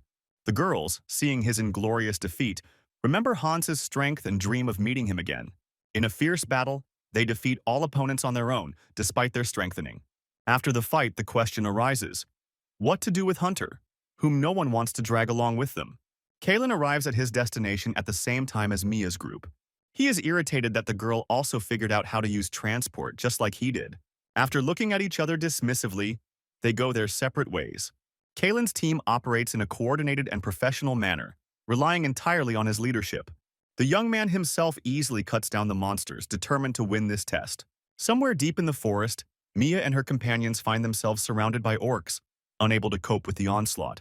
All the creatures crowd around the girl, but they do not intend to kill her, but for a completely different reason. Her appearance, enhanced by the blessing, is so irresistible that it attracts enemies. One of the boys tries to help her, but trips before he can do anything. Meanwhile, the orc grabs Mia while the gods watch the events unfold with curiosity from above. Then the two pages make a proposal. If she becomes bait, they will have a chance to survive. They assure that the holidays will certainly heal her, even if the situation becomes critical. Mia is dejected and regrets not returning home at the very beginning of the ordeal. Her most devoted follower begs her not to give up, promising to help, even though he himself is wounded and without an arm. Finally, the girl agrees, deciding to attract all the monsters' attention to herself. She runs away, luring the orcs with her to prevent danger from others. At some point, she loses consciousness from horror and comes to her senses, seeing her page in front of her. His arm turns out to be completely restored, and around him there is only a pile of dead bodies. The guy loses consciousness and falls on Mia while she tries to understand what happened. One of the demon gods reports that he has made a hasty magical contract with the youth. The other heroes move through the forest, but do not find a single monster on their way. One of the girls from Kalen's group explains that it's all because of the elder who destroyed all the creatures. She suggests joining forces and creating a single team for further participation. The next day, Prosnik, having received a report on the events, analyzes the situation that has developed at the tournament. The struggle that had been going on among the leaders lost ground due to the machinations and intrigues of Kalen. The priestess is not too happy with the hero's behavior, but she leaves everything to the mercy of fate and the gods. The award ceremony for the winners begins, bringing everyone together again in the square. Meanwhile, Hans is riding in a carriage with Taker, who is grumbling about returning to the academy and the company of a commoner. The teenager is not impressed by this. He himself is not too happy with the situation he finds himself in. He tries to find out from God why he insisted so much on joining, but he only advises not to worry. Arriving at the destination, the demoness reads the inscription on the arch, Gogavart. At the entrance, security asks to show a pass. Everyone is carefully checked against the lists. Having received the proof, the carriage passes unhindered into the educational complex. Taker is acting nervous. He doesn't want to return to this academy even for a short time. Hans notices that everything around him looks more like a military camp than an educational institution. Diaroka passes without verification. Her status as a slave allows her to avoid entrance procedures. She mocks the uniform, claiming that its owner would be better suited to red clothing. An irritated Hans orders her not to follow him, but to remain in the room until further instructions. To begin training, he must pass an admission interview with representatives of the academy. He is asked about the knowledge of the elves, and he admits that he is even too closely acquainted with them. Despite the doubts, the candidacy is approved, so the teenager is allowed to begin his studies officially. Walking along the luxurious corridors, the god advises you to pay attention to one of the statues located in the center of the courtyard. Sitting on his shoulders, Asa directs Hans towards the huge stone figure. They explain to him that this is the hero's former companion, and this arouses the boy's curiosity. Suddenly, a student comes up from behind and orders that a congratulatory banner be hung. It turns out that it is intended for heroes who have recently entered the academy. This news alarms Hans. He is afraid to meet his classmates and, as a result, the goddess. But Asa assures that this will not happen and calls on people not to lose their composure. After completing the task, the student tries to give orders to the newcomer again. Dissatisfied, he pretends to be a fool, hoping to avoid conflict. However, the enraged student grabs him and orders him to follow him, without hiding his intentions. The young man calmly agrees, without showing any anxiety. He has no fear of the situation. He is taken to a remote place where several other students have already gathered. The teenager is pushed against the wall, preparing to cause him bodily harm. Realizing that no one is watching the events, Hans decides to show his true power. He grabs the offender by the throat, not holding back his anger. This time he teaches the aggressor a lesson that he will not forget. Using the portal, the young man summons a regular hammer and throws the enemy to the ground. Without wasting any time, he hits the student over the head with the weapon he just received. The girls present watch the scene in amazement and fear, unable to intervene. Hans grabs one of them, who had previously beaten the other, and asks the victim to leave them alone. But without hesitation, he runs away, and the guy continues the brutal execution, not holding back his anger. In the evening, the young man returns to the dormitory, where he sees Diaroku doing stretching. He learns that he has been placed with another girl, as they are both accompanying. Hans worries about where the demoness will sleep, and eventually decides to give her his own bed. Afterwards, they set off together to explore the academy at night. Arriving at the local tavern, the couple immediately attracts the attention of visitors with their unusualness. The teenager didn't come for a drink. He was looking for a man he heard about from the beaten students. Hans wants to learn how to exist discreetly at the academy without being noticed. But the potential mentor is much more interested in his companion than the young man himself. Hans explains who the demon is, but the visitor does not believe what he hears, considering it a joke.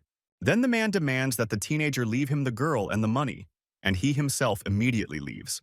An irritated Diaroka does not let him finish his thought and hits him with all her demonic force. The atmosphere in the room instantly changes. The people around are preparing to start a mass brawl. Hans tries to resolve the situation, but no one takes his attempt seriously. From all sides, armed visitors rush at them at the same time with the intention of attacking. However, the demoness copes with all opponents on her own without any outside help. At this time, the teenager watches this spectacle, not hiding his own fascination. Hans subsequently attacks an older student to take her cloak as a disguise. He sneaks onto the academy grounds just as the performance testing is taking place. The teenager strives to better study the statue that has aroused such strong interest from the deity. Diaroka says that the man from the monument became a vampire, kidnapping the hero's own bride. Hans tries to find a clue that would explain why the god is so interested in this stone figure. Demonisa points out that all the figures are placed in a surprising way, as part of a riddle. Following the logic of the puzzle, they find a map on the slab leading to the nearest lake. Diaroka recalls the legend of a mermaid who waited a long time for her beloved and turned into stone. Hans is surprised to notice exactly that statue. The girl is depicted as if she is shedding real tears. The young man looks in the same direction, and suddenly a shining ring appears on his finger. Thus, the child receives new patronage. This time it carries the power of forgiveness. Asa appears nearby and angrily complains that he missed the most important thing. At this point, teachers arrive on the scene, demanding an explanation for their presence in the closed area. They warn that any careless movement could result in a fatal blow. Hans then activates a new blessing, sincerely asking for forgiveness from the professors. After a short hesitation, they make concessions, warning not to violate the rules again. Diaroka asks that this patronage never be used against her, under any circumstances. The next morning, the grand ceremony for the admission of new students to the academy begins. Those present greet the teachers enthusiastically, since most of them are well-known and respected figures. Diaroka, tired of sitting in the room, stole a uniform and joined the crowd. Hans sees Cerebretta on stage but does not recognize her, although the bird on his shoulder reminds him of the kiss. Taker, as soon as he noticed the elf, immediately cheered up, although he had previously grieved about the beginning of his studies. He tells Hans that this girl is an outstanding person, worthy of great respect. The director of the establishment herself comes onto the stage to announce important news for everyone. The woman solemnly announces that heroes will soon join them in training. She also announces the distribution of students into advanced and backward classes. After a short pause, she gives a signal, and a massive battle begins, simply with bare hands. Students rush into battle, trying to prove which class they deserve to be in. God Asa watches this disorder with curiosity, receiving genuine pleasure from it. Hans doesn't hesitate and confidently steps forward, joining the general brawl with excitement. He quickly gets into the swing of things, knocking his competitors out of the fight one after another. Taker, who entered the academy together with him, pretends to be unconscious, trying to get in with the weaker ones. As a result, Hans ends up in an advanced class with the knight's youngest son. Students are warned that if they perform poorly, they may be relegated to a lower group. Prince Rachel is appointed class president without asking the opinion of the other members. Meanwhile, at the Tournament of Heroes, the winner of the competition is announced. It is Kalen. He is presented with the Sacred Sword, the main prize of this prestigious competition. After the guy says the activation words, he is suddenly absorbed into a portal right from the stage. The teenager finds himself among the ruins, a place completely unfamiliar to him. A stranger approaches him and tells him that this place is called Orc-Roll. Soon an orc appears, ordering the training to begin immediately without delay. At the academy, Hans is informed that without the patronage of a warrior, he is forbidden to attend fencing. Doors are loudly closed in front of him, causing a wave of rage and irritation in the teenager. Every person he meets has the necessary blessing, except for him, the most annoying one. Using a technique he acquired from the gnolls, he blows the door off its hinges with a blow of his hand. Hans demonstrates refined skill, desiring official recognition and admission to classes. His anger causes fear in the teacher, so he is forced to agree to his presence. The young man is told that the warrior's gift can be obtained by drinking a special potion that causes him to feel contempt. Rachel approaches him, offering an endless supply of the elixir in exchange for his submission. Hans rejects this proposal without hesitation, causing an immediate outburst of indignation in him. But by using the gift of forgiveness, he easily gets rid of the unwanted consequences. The deity follows the events with rapture, commenting on the actions of his ward. The teacher begins the lesson by showing a dragon's tooth, trying to impress the students. The guy experiences a slight attack of nostalgia. The events of the recent battle come to mind. Later, 4 students discuss the lesson they just completed, exchanging impressions of what they saw.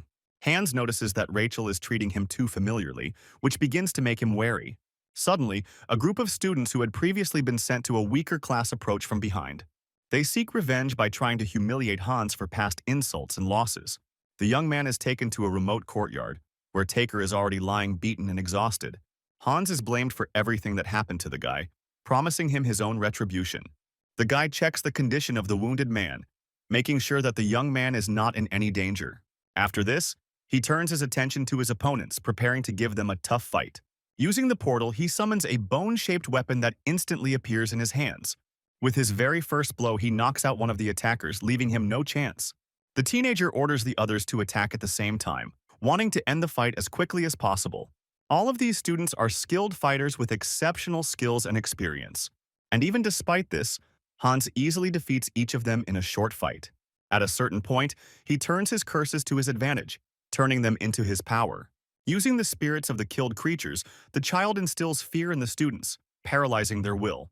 After that, he instantly finishes off each one with precise blows, giving no chance for defense. Before losing consciousness, one of the boys calls him a demon, trembling with horror.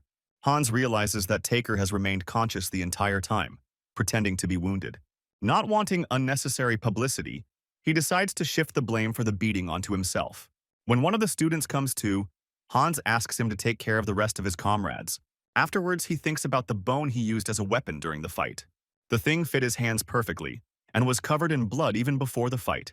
The teenager chalks it up to chance, knowing that the Guardian would not harm the inhabitants of the ruins. The orc himself is still fighting at this time, but not with the locals. His opponent is Kalen. He hits the guy with his bare hands without letting up on the intensity even for a moment. But he doesn't seem determined to prove himself worthy of his hero title. Since the training hall is destroyed, the monster is forced to teach the boy how to fight himself. Until Kalen wins, the Guardian is not going to let him go.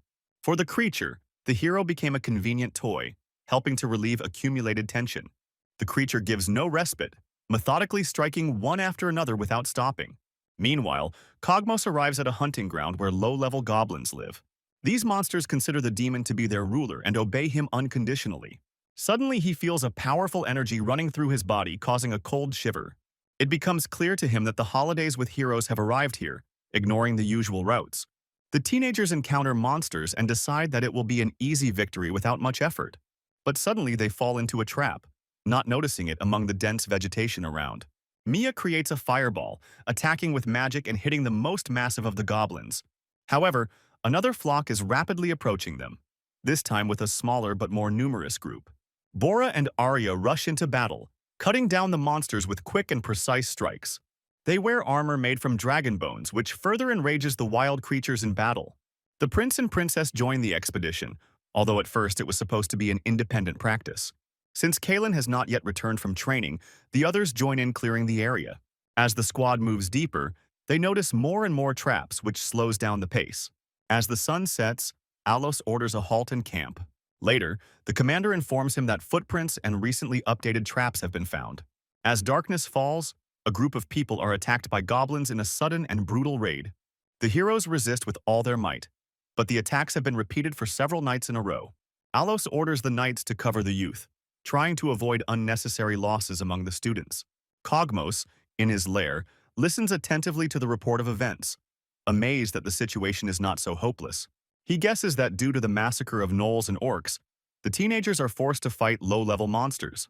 Amusingly, he decides to finish them off before the students have time to gain experience. The demon calls all the goblins together, preparing for a massive assault on the human camp. The creatures destroy the people's supplies, leaving the squad without food, water, and ammunition for defense. Mia intervenes, enraged by the constant attacks, and burns the enemies with magic. Cogmos watches from afar, already preparing his next crushing and decisive action. The girl tries to hit the enemies with fireballs, but they deftly dodge them. Suddenly, a blue goblin appears, giving a signal and leading the rest of the creatures away. Bora assumes that this is the leader and sets off in pursuit, unaware of the danger. In fact, the creature's body is controlled by Cogmos, luring the girls into a pre-prepared trap. In the past, he experimented on monsters, enhancing their bodies for combat.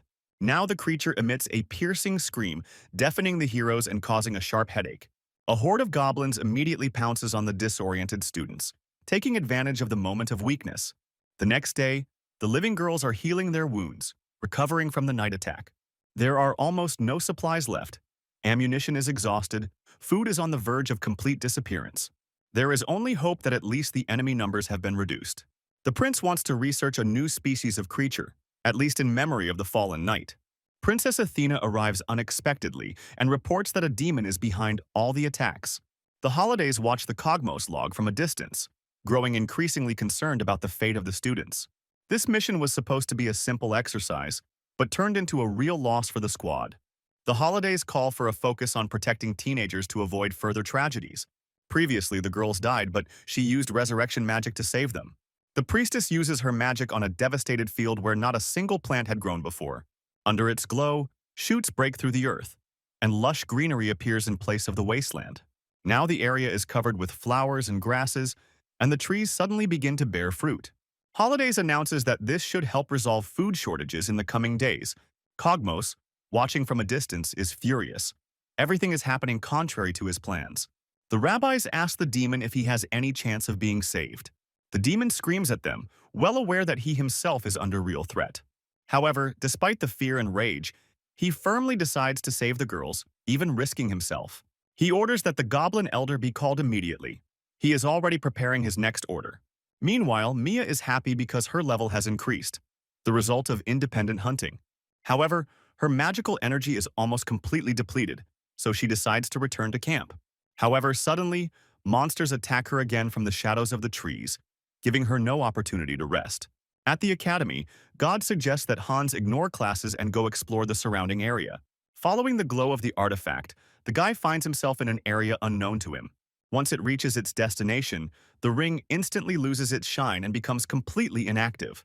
The deity warns his apostle that something dangerous is rapidly approaching him. At this moment, Hans is almost touched by an explosion of flame and an icy wave, the result of someone else's magic. An angry man rushes towards him, but the blessing instantly changes his attitude.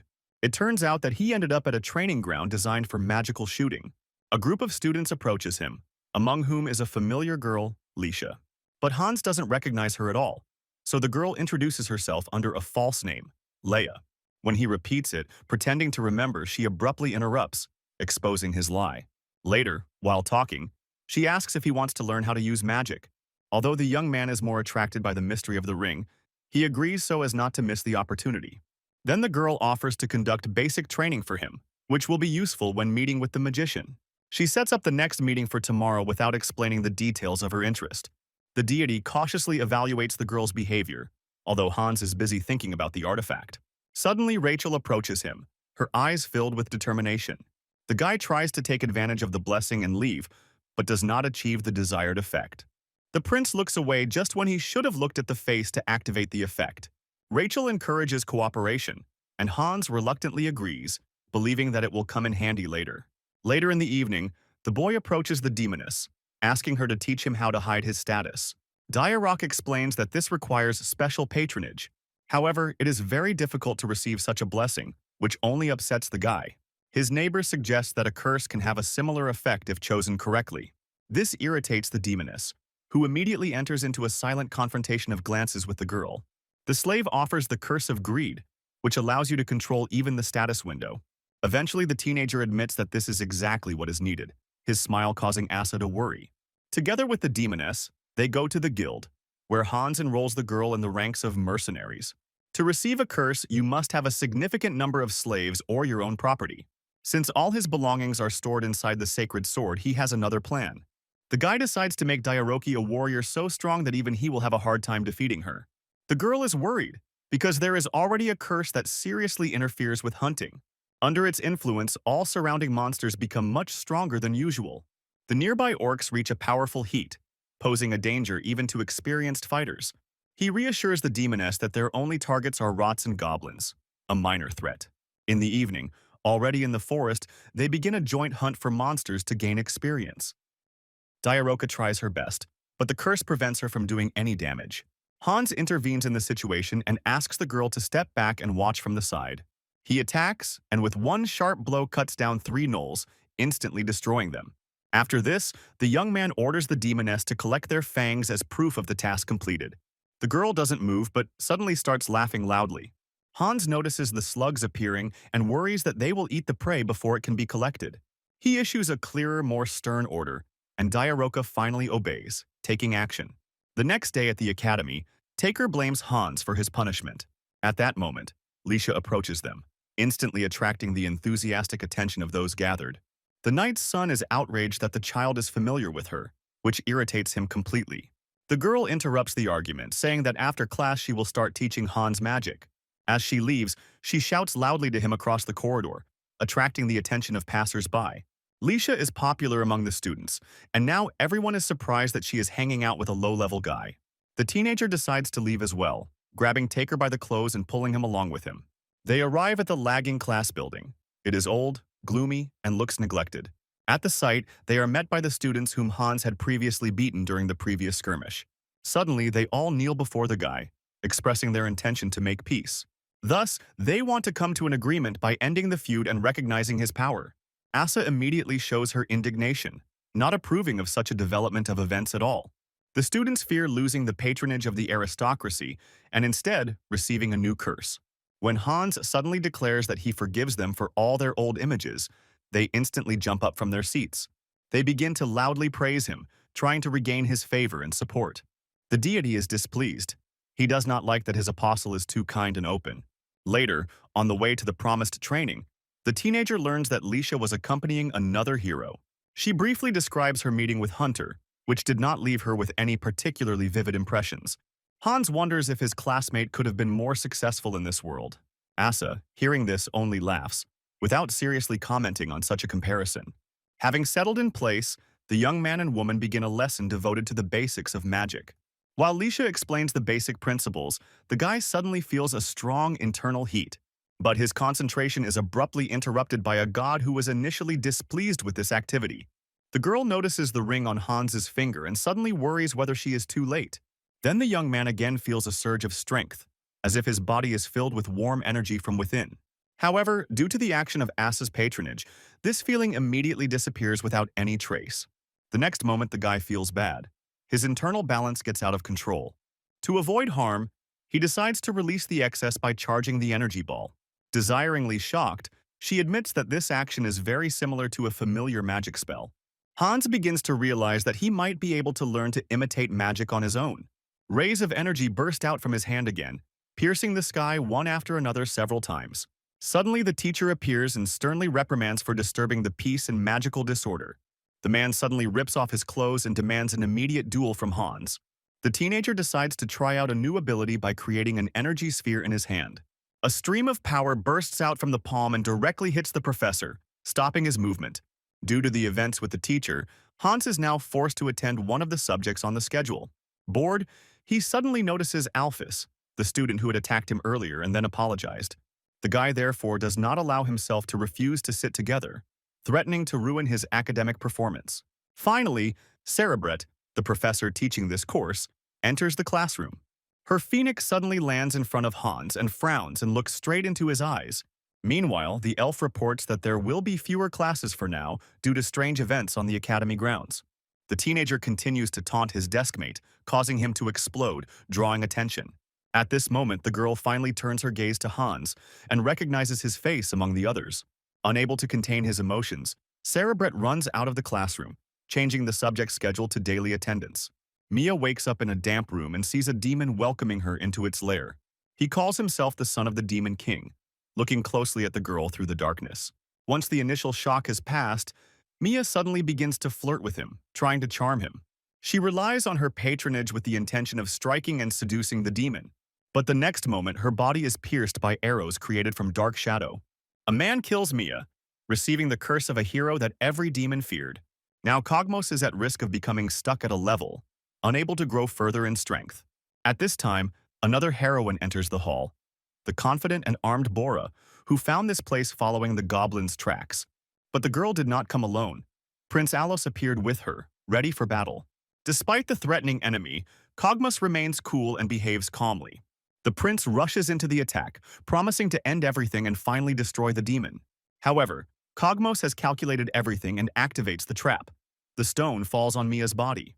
Without it, resurrection is impossible, so Bora runs forward using patronage.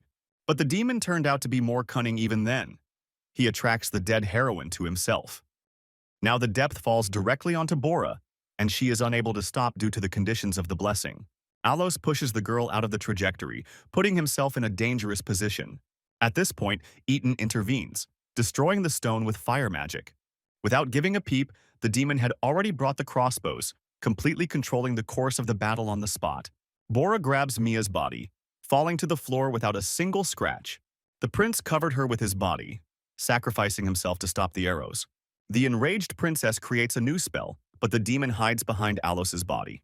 He shoots through the dead man without being noticed, this time hitting Princess Etna herself. Only Bora remains, who challenges the demon, calling him a coward. Cogmos denies, comparing the characteristics, considering the heroes too self-confident. The girl suddenly rushes forward, pulling out a sword that had previously been hidden under her clothes. Despite her dangerous blessings, the demon binds Bora with dark magic without difficulty. When she runs out of air, she passes out without having time to do anything. But at that moment, a light breaks through a crack in the wall, blinding the demon. Before him appears the holiday in person, all in radiance, like a creature from legend. At Hogwarts, the headmaster asks the head teacher about Cerebret's affairs to find out news about the teacher. The elf is leading a rather dubious subject, which may end up being valued too low. It is unpleasant for a woman to hear such things. She is already tired of alarming and critical news. Then the man tries to cheer her up by telling her about a talented student with potential. He says that the student has every chance of succeeding in his studies because he has the patronage of the elves. At this time, Cerebret happily greets Hans, smiling warmly at him. She asks to be called less formally, showing a desire to get closer to the guy. Already at his first practice, he distinguished himself by quickly catching slugs and astonishing everyone gathered. After this incident, the elf began to conduct special individual lessons for him. In one of these, she invites Hans to lie down on her lap, hinting at trust and closeness. Asa watches the events from the side with suspicion, keeping a wary eye on the girl. Meanwhile, Diaroka hunts late into the evening, skillfully evading the gnolls in the darkness. Grabbing one of them, she tore off his arm without magic, using only her strength. Leaving the scene of the battle, she casts a powerful spell and engulfs her enemies in flames. Hans, meanwhile, laughs as he chases the monster, enjoying the fight as a game. When all the enemies are defeated, the boy decides to check Diaroki's progress. Her level had increased significantly, but Hans still had not achieved the desired result and had not received the curse. But after she finally angered the quest giver, they were given an S-class task. To complete it, Hans is forced to dig the ground, spending time and effort on it. Diaroka refuses to help, pretending to be exhausted after the fight with the gnolls.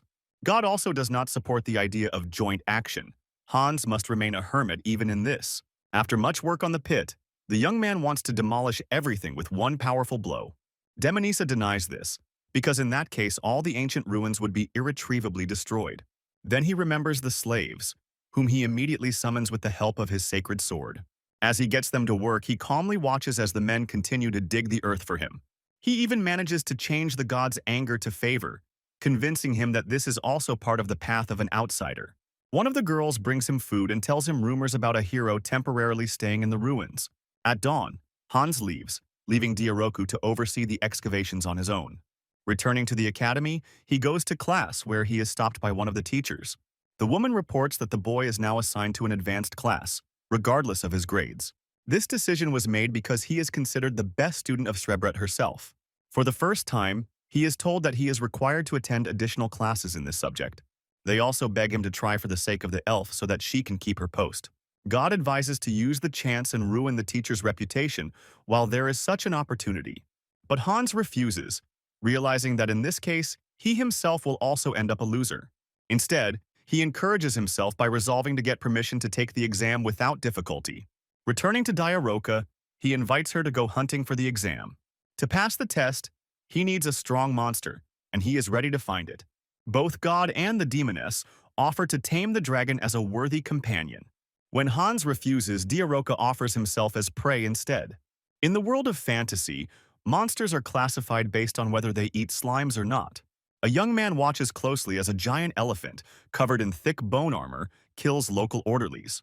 Demons explains that such creatures are trained to be used as combat cavalry. Hans decides not to try to tame the animal because he doubts the elves will like it. A few moments later, a huge snake-like woman with scales wraps herself around the animal. She notices the guy and a hungry interest appears in her eyes, causing concern. Diaroka doesn't like this predatory look, and without hesitation she decides to intervene, jumping down towards the creature. A fierce battle begins between them. Brutal, fast, and completely merciless. The demon quickly gains the upper hand in combat, putting in almost no effort to defeat the enemy. She presses the lamia into the ground with force, preparing to deliver the killing blow. At this point, Hans intervenes, abruptly stopping his slave and preventing her from finishing off the creature. The snake creature immediately takes advantage of the opportunity, slips out of the grasp and tries to escape. However, she is unlucky. Before she can hide, she is instantly devoured by something bigger and more dangerous. This dragon is smaller than the one they fought in the past, and cuter in appearance. Suddenly, the curse hanging on Hans's status is triggered, causing the dragon to become enraged. The creature instantly prepares to attack, carefully studying the potential enemy. Hans skillfully dodges the paws and draws his sword to deliver one decisive blow. The dragon watches with alarm as everything happens, but the threat suddenly passes by. The guy loudly proclaims that this creature now belongs only to him. The creature curls up into a ball, frightened, while Hans and Diaroka discuss what to do with it. The guy softens a little and finally offers the dragon to go with him voluntarily. They jump on his back and together they set off on the journey back to the academy. Hunter sits bored in the middle of the mercenary camp heading to Hogwarts. He tried to take on an escort mission some time ago, but he doesn't have the required level. Then patronage worked. The solution suddenly appeared in his hands. However, he now regrets it, because the group turned out to be a loud and intrusive company. The cheerful excitement suddenly stops when the trolls appear in front of everyone. The mercenaries quickly got their bearings, took up arms, and began preparing for defense. The attacks did not harm the monsters because their bodies were too fluid and unstable. Confused, Hunter has no idea what he should do in such an unexpected situation. The squad leader falls to the ground nearby, unconscious, struck by an unexpected blow. Seeing this, the guy becomes determined. He is the only one who can save the situation. But others stop him, ordering him to stay away and just watch. A dragon appears in the air on the battlefield. It is formed to protect its mistress. He easily deals with the trolls, destroying each of them without any difficulty. Everyone begins to praise the leader, whose protection and blessing saved the situation. Meanwhile, at the academy, a dragon frightens the students with its sudden and loud appearance. Hans immediately forces him to land, scolding him severely for such an idea. He introduces the creature to the teachers, using his patronage to avoid punishment. Later, under Srebret's supervision, he plays with the dragon as if it were a faithful pet dog. Suddenly, a student appears and shows the elves a creature that he himself caught. It turns out to be the cub of a divine beast, an extremely rare species. The student also asks for permission to join additional classes, but the teacher casually brushes it off, not even wanting to discuss it. While sitting in another lesson, Hans notices a strange woman who stands out from the others. She was a teacher of dark magic, extremely passionate about her dangerous discipline. During a night excavation, the boy asks the demoness why the elves do not use this power. Diaroka explains that their longevity is only artificially extended and not genuine by nature. Therefore, they simply lack the internal resources for full-fledged witchcraft.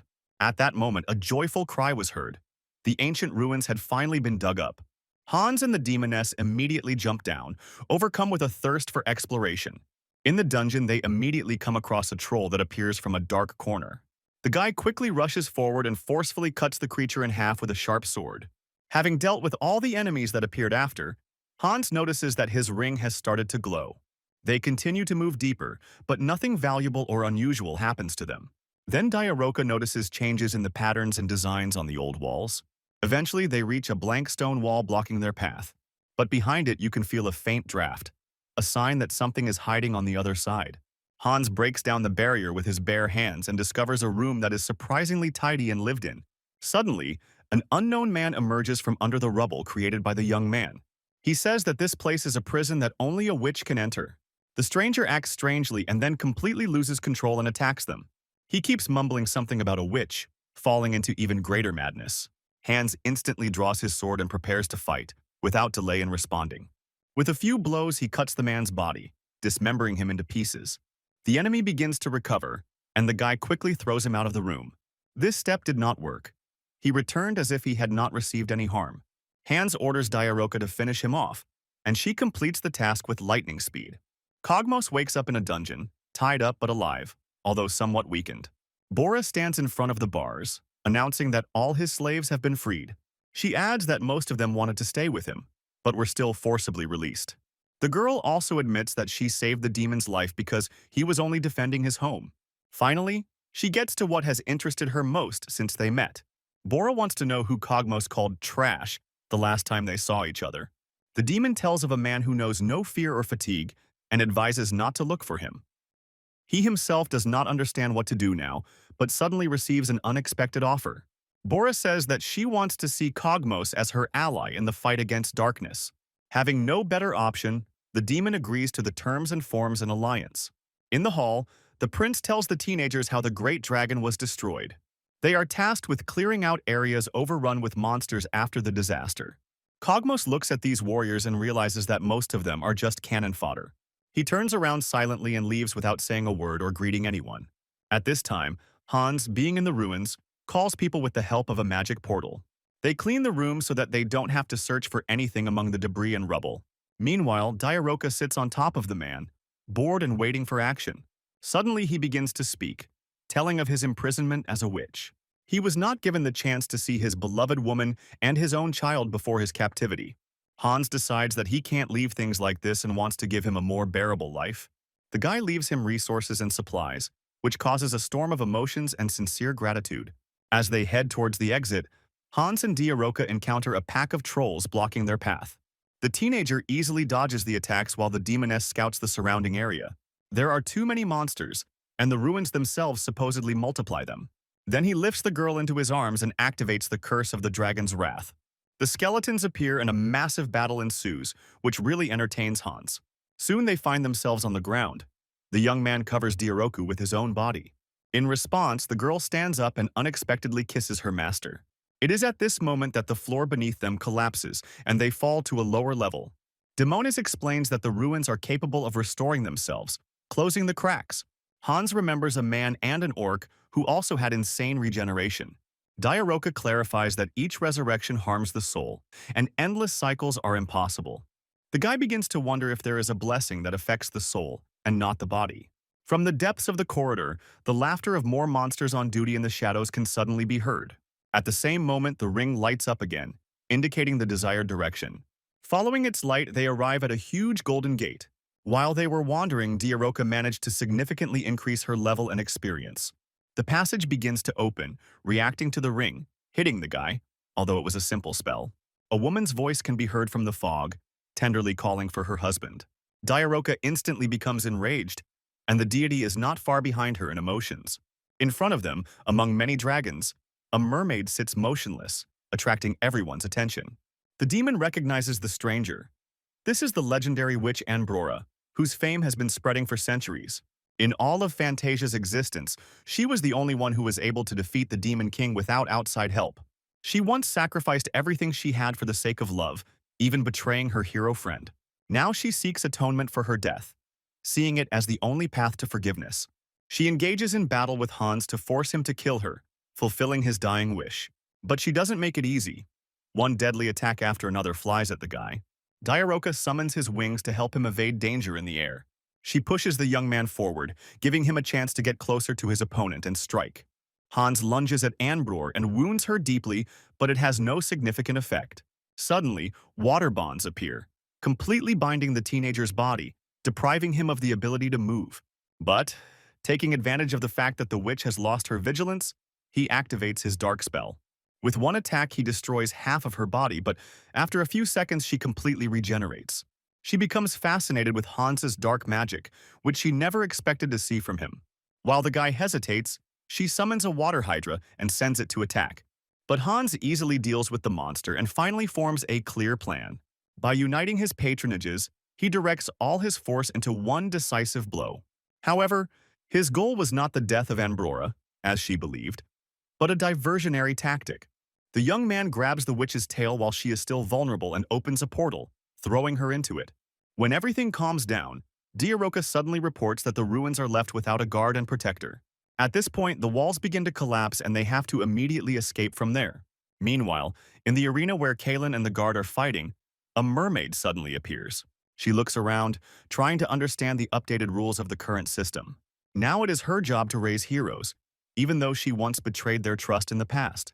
The orc shows displeasure at her presence, but the witch pays no attention to it.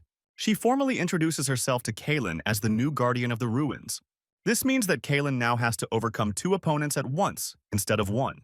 Meanwhile, active rallies with a large number of participants are taking place under the windows of the academy.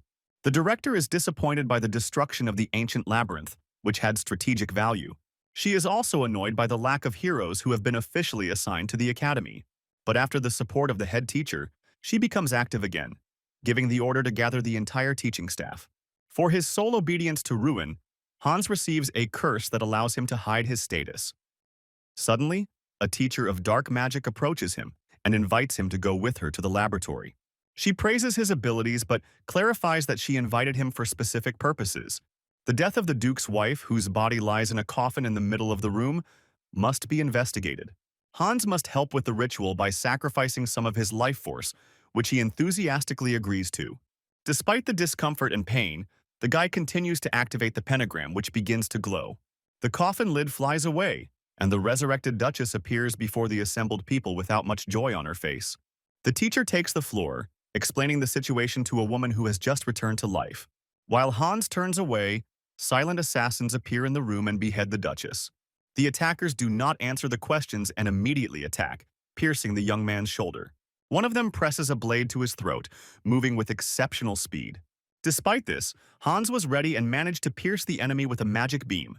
He hesitates whether to leave the other attacker alive or end the fight immediately.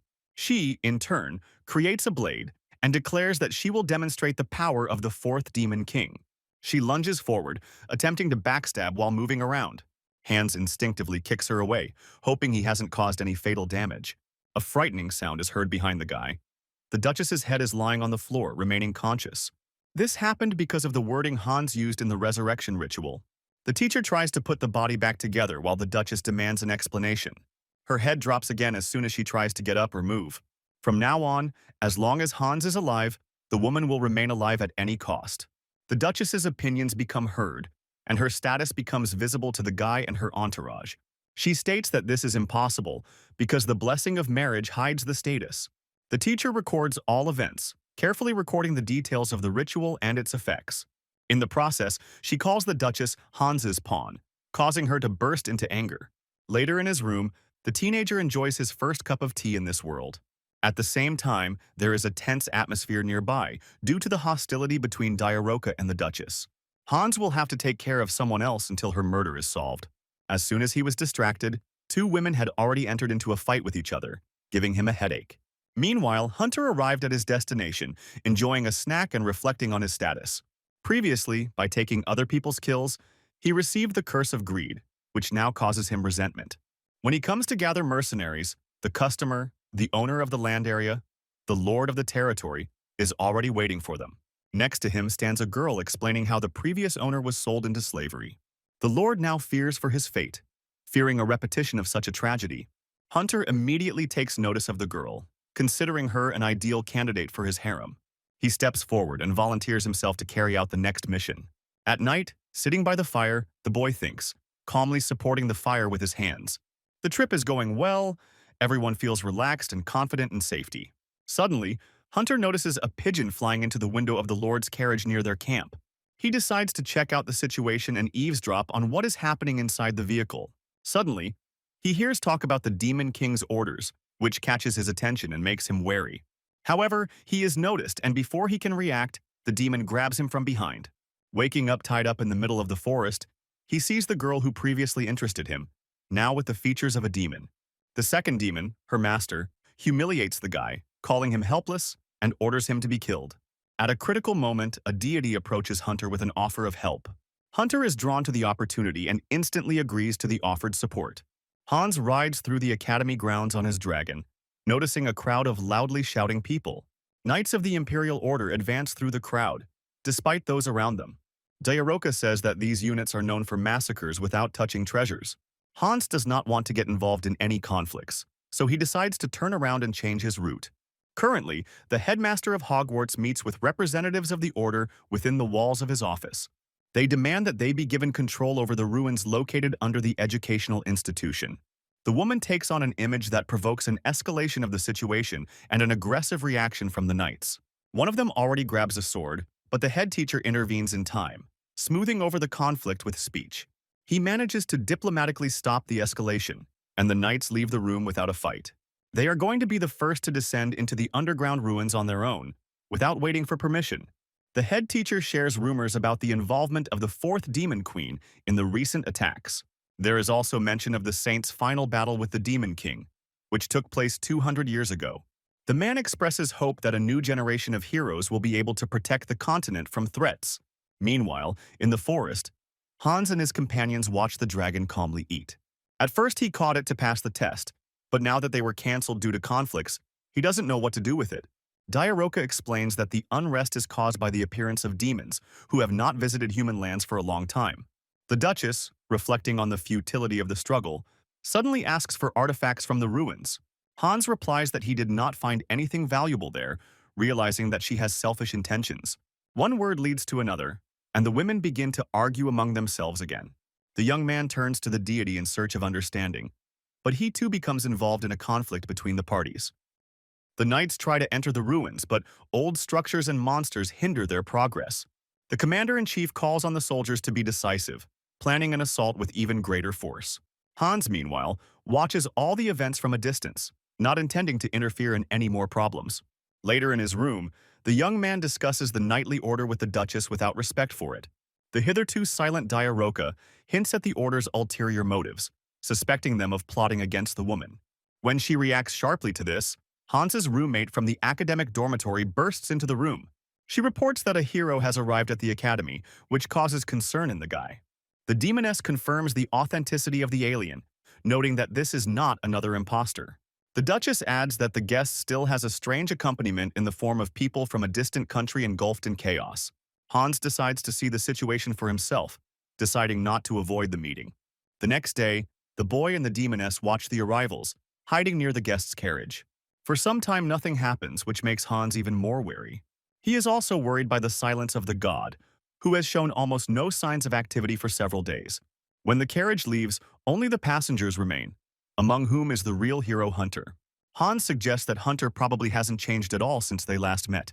Diaroka suddenly bursts into anger, shouting words of hatred and rushing forward.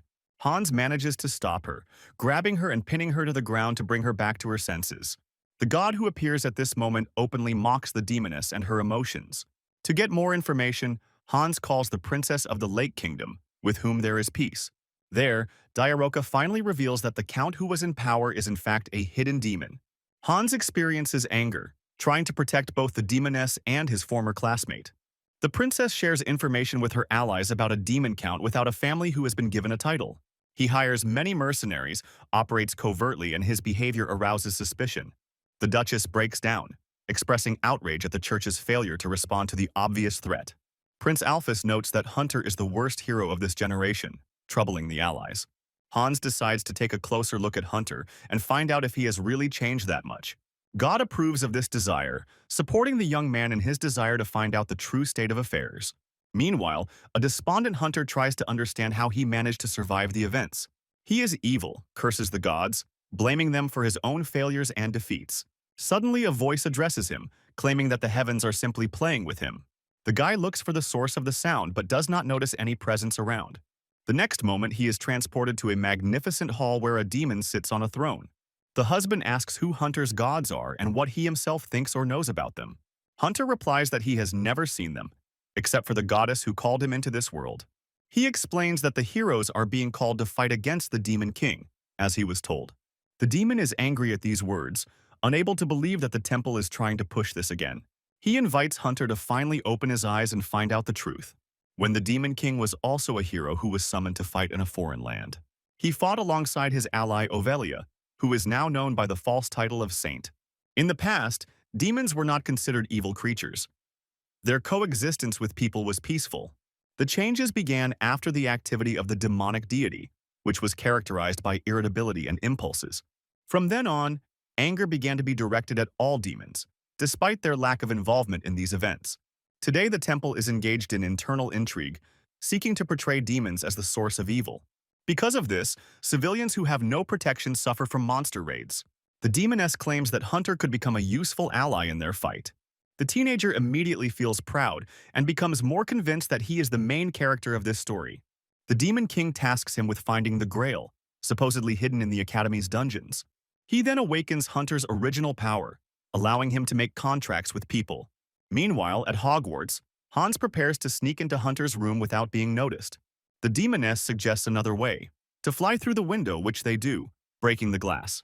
They examine the hero while he is still asleep, but the noise makes him wake up slowly. When their eyes meet, the truth about the goddess's deception becomes finally obvious. However, Hunter does not take the situation seriously and acts arrogantly, not responding adequately. Gods begin to appear around, watching the event with great interest. Thanks to Asa's intervention, the deities present quickly disappear, leaving no trace behind. Hans then draws his sword, challenging Hunter to a duel, not wanting to delay any longer. Using his new power, Hunter changes shape and turns into a demon in front of everyone. He promises revenge and goes on the attack, directing the attack against his former classmate. Flying out of the window from the force of the impact, Hans lands on the cobblestones, out of position. From below, he observes Hunter's altered form, greatly enhanced by the transformation. Having seen and heard enough, the boy activates his abilities, preparing for the clash. Both attack simultaneously, resulting in a powerful explosion. As a result, Hunter loses his arm, but easily restores it instantly thanks to his new abilities. Hans, protected by divine protection, also remains unharmed. At this moment, another battle continues in the sky. The demon count confronts Diaroka in the air. The girl does not lag behind the enemy, seeking revenge for past insults and harm done. Hans urges Hunter not to get distracted and to focus on the current fight between them. But he becomes even more angry when he notices how attractive his demoness companion was. Finding the situation unfair, he lunges forward again, attacking with his sharp claws. In response, Hans cuts off his hand again with the sacred sword, causing significant harm to the enemy. Hunter taunts Hans by calling him weak using psychological pressure. Hans realizes that the enemy is buying time to regenerate, and so decides to go on the offensive. This time he uses magic, emitting a powerful energy beam at the enemy. The light of the attack is noticed by the knights, who immediately move towards the source of the flash. Together with the fencing instructor, they arrive at the scene and order everyone to freeze. Hunter, considering humans to be only minor characters, casts a spell against them. The explosion sends their bodies flying in all directions, unable to withstand the force of the demonic attack. The surviving knights go on the offensive, trying to stop the uncontrollable creature. Meanwhile, Diaroka finds himself in a difficult situation, unable to withstand the pressure of the Count. Hans comes to her aid in time, covering her and not allowing her to be defeated. The teenager asks him to hold it so he can stay in the air while he fights. He decides to temporarily leave Hunter to the others to focus on the greater threat, the Count. The demon does not hesitate and immediately activates magic, not giving the opponents time to prepare. Diaroka is unable to dodge with Hans in her arms, so she is forced to let him go. The young man begins to fall rapidly downwards, unable to stabilize his position in the air. Contrary to expectations, the demon does not attack. Instead, it runs away, disappearing from sight. He hides in the forest, where he meets his subordinate and a weakened Hunter. The teenager tries to restore his arm, but the first attempts do not bring any positive results. He eventually succeeds, but the ending is smaller and more childish in appearance. Suddenly, a portal appears and a demoness emerges from it, whom Hunter had previously seen next to the Demon King. The Count visibly tenses up, as he did not expect him to appear in the human world. She calls the former hero closer and then blasts him with magic, knocking him unconscious. Numerous monsters begin to emerge from the portal, aiming to destroy the academy. They need to make it before the saint intervenes, who can destroy the demon's plans. The priestess herself has already been informed of the events, including Hunter's attack and the signs of his fall. She does not understand why even at a critical moment the goddess does not appear before her. Not wanting to delay any longer, Feast orders the warriors to gather and head to Hogwarts. Chaos reigns in the academy itself. The knights are putting out the fire and collecting the bodies of their fallen comrades. The headmistress, who had previously sensed a strong magical signal, approaches the commander. She asks for help in defense, as she expects a new attack from the air. However, the commander reports that the detachment is completely exhausted of its resources. That is why they searched for the Grail in the ruins, an artifact that could protect against the demonic deity. The commander expresses hope that Hogwarts will not refuse support at such a moment. The director agrees, and right in the middle of the battlefield, an alliance is formed between the parties. Meanwhile, Hans brings the dark magic teacher to the dungeon where the prisoner is located. Their goal is to talk to the demoness who participated in the murder of the Duchess. Her strength is similar to that displayed by Hunter's companion during the last battle. Finally, the girl comes to her senses, and the first thing she sees is Hansa, who frightens her. Her reaction is emotional. She can't hold back her tears, perceiving the guy as a threat.